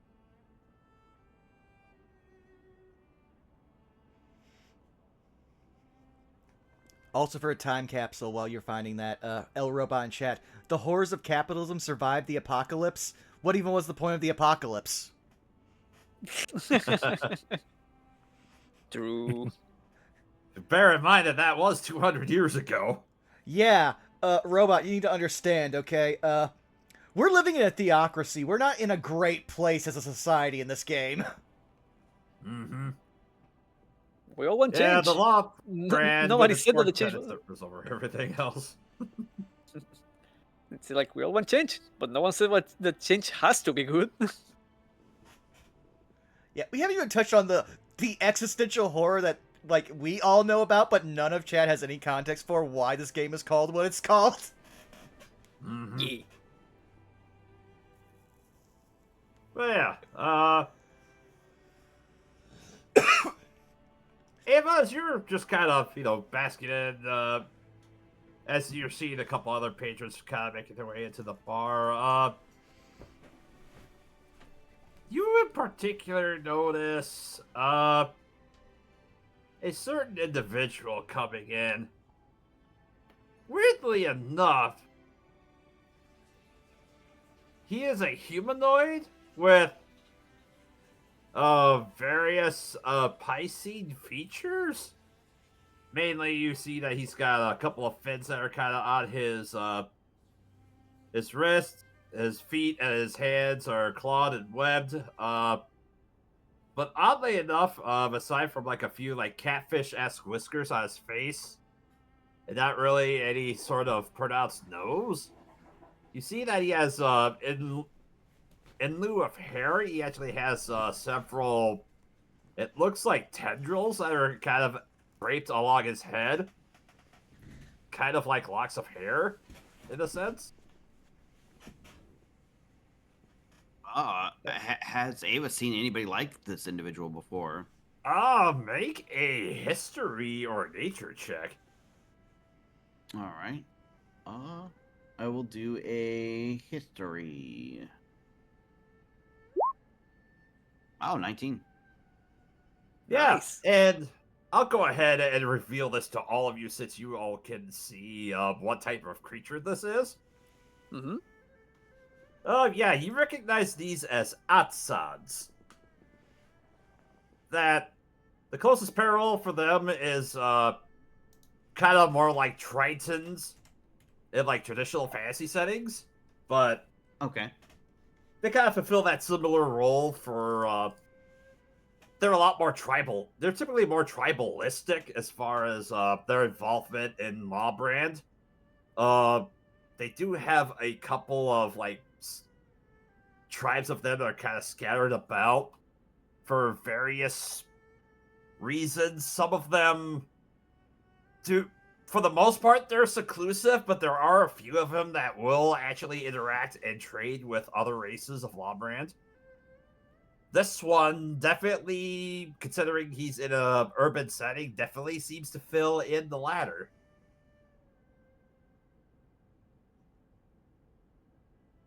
Huh. All right. A would probably like gesture to Zero and be like, "Have you ever seen anybody like that?" Zero looks that way, and have I? Roll a history check for me. Alrighty. History. Oh, yeah. That's a 24.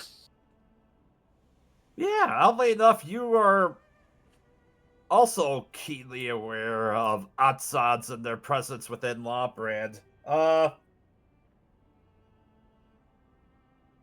You have heard that there are typically three types of tribes associated with them. Mm-hmm. The one that is more likely to be interacted with are Atsads that are of Stillwater persuasion. Yeah, that seems to be Stillwater Atsad.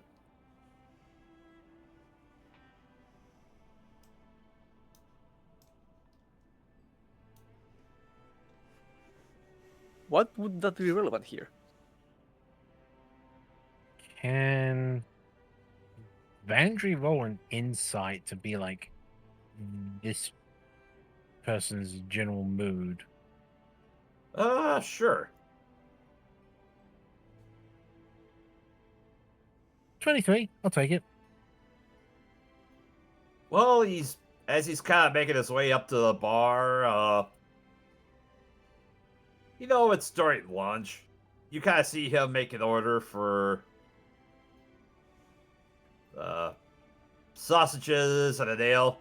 Yeah, it definitely seems like he's, definitely keen and looking forward to getting his lunch. Given his wear of his clothes, definitely seems like he's, more of a, I guess, like a general worker laborer.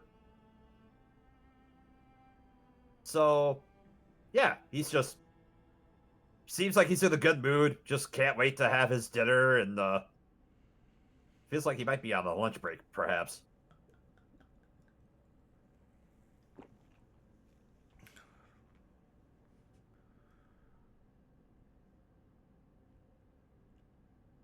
Vandry will not pay him much mind then if he's just there, but an interesting sight. But yeah, otherwise, that's about it. Question is, would it be out of place at all to see an Atsad where we are? Considering that we are by a river. I was about to say he's a Stillwater one, so I think that's pretty common. Yeah, well, yeah, given their nature that they're definitely amphibious creatures. They can breathe in water. It makes sense that you might be able to see them in a riverside town.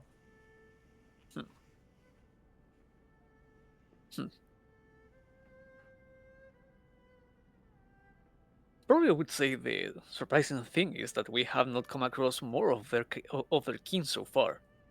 But I gather that this is a pretty normal happenstance and pretty normal like sight here. I mean, honestly, it's not that surprising that we didn't see one. We were pretty far inland before, and we've only just now hit the river. Oh, I guess that makes We've only- sense.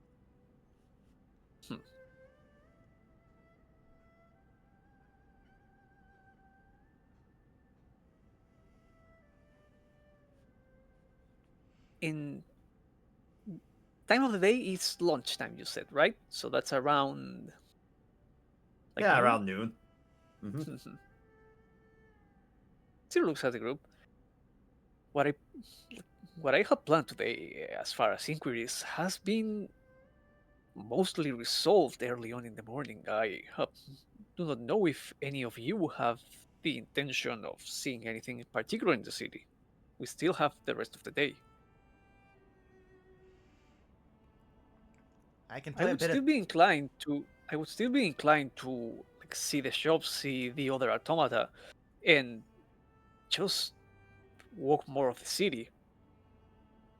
But I feel less pressed for an answer now that I have been given one. Hero would just say, I'm not an expert on the city, but I spent 3 days here. Roughly a year and a half before I met you, Zero, so I could take you to some places I know, but again, I wasn't really interested in the artifice. I was just trying to figure out how much history was lost, and honestly, this is one of the best cities in the world to me because it didn't lose anything, it just built on what it had. So, for what it's worth, I can take you to at least a few of the sites I found. Zero nods and looks at the other two. What about you?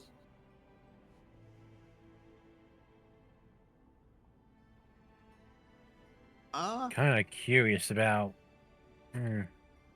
Should I just do some low-level music stuff here, or do I want to have a look up at Manson and Measure?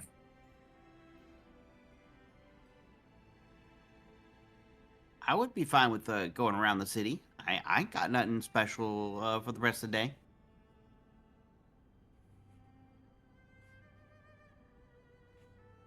Alright, that sounds like a plan. He says he takes another drink.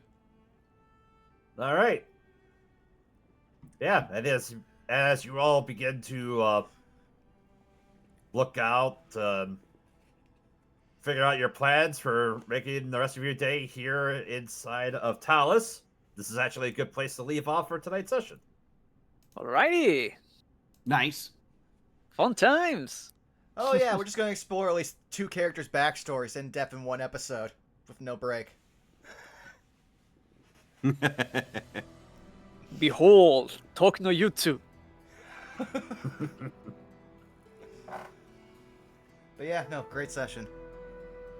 Heck yeah. Laura backstory sessions, you'll love them in moderation. I also just love, again, gnomes live up to 500 years. The oldest gnome in a city is 61. That says something about the life... It says so much about the life of an artificer. At least of an acting professional artificer. Again, a city of artificers. If you see someone who looks like they're 70, they're a tourist. Like, again, my character asking that was like, oh yeah, I heard that person's the oldest person here. They probably have, like, knowledge that I need to help my civilization come back. 61, you are an infant. You have to understand these people work with gunpowder like bakers work with flour. I know, it's just the shock. I was like, oh no, will Hero have to, like, take someone aside and reveal he's a high elf? Be like, I need to know things about the, like, time my people are away. You are Babu. No, just go over here. I'm surprised you have your fingers. I'm baby. I mean, even I would say like they're babu, like compared to my character. I mean, yeah, my character's like at least like 100, 120 to be like, he's just slightly above like entering college level. You are very much the like on their way out, fully retired gold watch elf. Mhm. But yeah, good time. Let me find someone for us to raid while you guys go around the horn. Well, hi there, I'm Cedric. You can find me pretty much everywhere as Cedricing, everywhere being places like Blue Sky, Tumblr, Instagram, Twitter if you want to see a dead account. Pretty busy at the moment. The idea is to open up for commissions around the end of the month, but let's see if we can make that happen. It's still worth it to keep an eye on, like an eye out for whenever I post something. Other than that, yeah, I'll be here next time we get to play, which will be in around 2 weeks. Other than, yeah, that's pretty much me. So I'm throwing it to the wonderful person that made this amazing art in the background, Rosso. Thank you. Yes, I am Rosso. You can find me at Rosso Ryu on Blue Sky and YouTube. I did the amazing artwork that you see on the overlay currently at the moment. In terms of D&D, you can find me here, as Citrix said, every other Friday. Wednesdays, I will be Dwayne Caruso, the Phantom Black Ranger, in Twitch the Person's Power Ranger Cyberstrike campaign. Mondays, I will be Arsolo the Undisputed Future on MNW Warzone, Dr. Cataban's channel. Yeah, that's it. I'm gonna hand it over to Get It Alpha. Hi, everybody. I'm Scaly Alpha. I can be found under Blue Sky and Twitch under the same name. Spelling's under Ava's Portrait. This week has been pretty much all Deltarune. We done finished it out. We did all the major accomplishments in the game. There's still a couple more things to do, but I'll probably do them in my off time rather than stream it more. So we're going to be returning to our usual schedule of programming tomorrow with probably D&D prep and Minecraft. And next week, I'm going to be doing an off fan game, A New Home, with DM on alternating Sundays, Saris and Pepper Chesser. Wednesday, I'm going to be starting a playthrough of Control, including its DLCs. Going to try and do that like every Wednesday for the next hot minute. And everything else will just be the usual. So that's me. And I'll throw it over to Milla. Hello, I've been your illustrious DM for this campaign, Milla Ninja. You can also find me on Blue Sky and occasionally on Twitch at Milla Ninja. You can also find me, aside from Outlaws Gambit, you can also find me for Phase of Our Lives, the Wild Beyond the Witchlight campaign, which is also hosted on this channel. And also, opposite of that campaign, over at twitch.tv/thejake, you can find me over playing in his campaign, Andosian Anthologies Legacy of the Dealbreakers Volume 2, where the party has put to rest somebody who would dare interrupt a tribunal for exonerating one of the party members, and the horrible implications of what that NPC has brought to the sanctity that is the Council of the Demiplane of Patronage. How will the party proceed forward and hopefully resolve the other issues going on in the background? Tune in 2 weeks' time on Tuesday to find out. Vaughn, go ahead and take us home. Alright, hi, you've already found me here at twitch.tv/BurnoutVaughn. You can find me on Blue Sky and YouTube at Burnout Vaughn and over on Patreon at Burnout's Bar. This week, permitting that nothing chaotic happens, which, again, the giant enemy of all D&D is scheduling, so considering that every stream on this week is going to be, D&D, we're hoping we get to go through them. But Tuesday, Phase of Our Lives. Saturday, Saved by the Spell. And Sunday, Those Who Wander. But now, we're going to raid someone who I rarely get to raid, but again, is a good friend of Skelly. We're going to raid one Christopher Zito. Ooh, So what should our raid message be? Yeah, baby. I'm baby. And Baby. baby. Yeah, alright. Thank you all for coming out. We will see you again in 2 weeks' time. We love you. Bye-bye. Good night, Bye-bye. everybody. Bye. Night.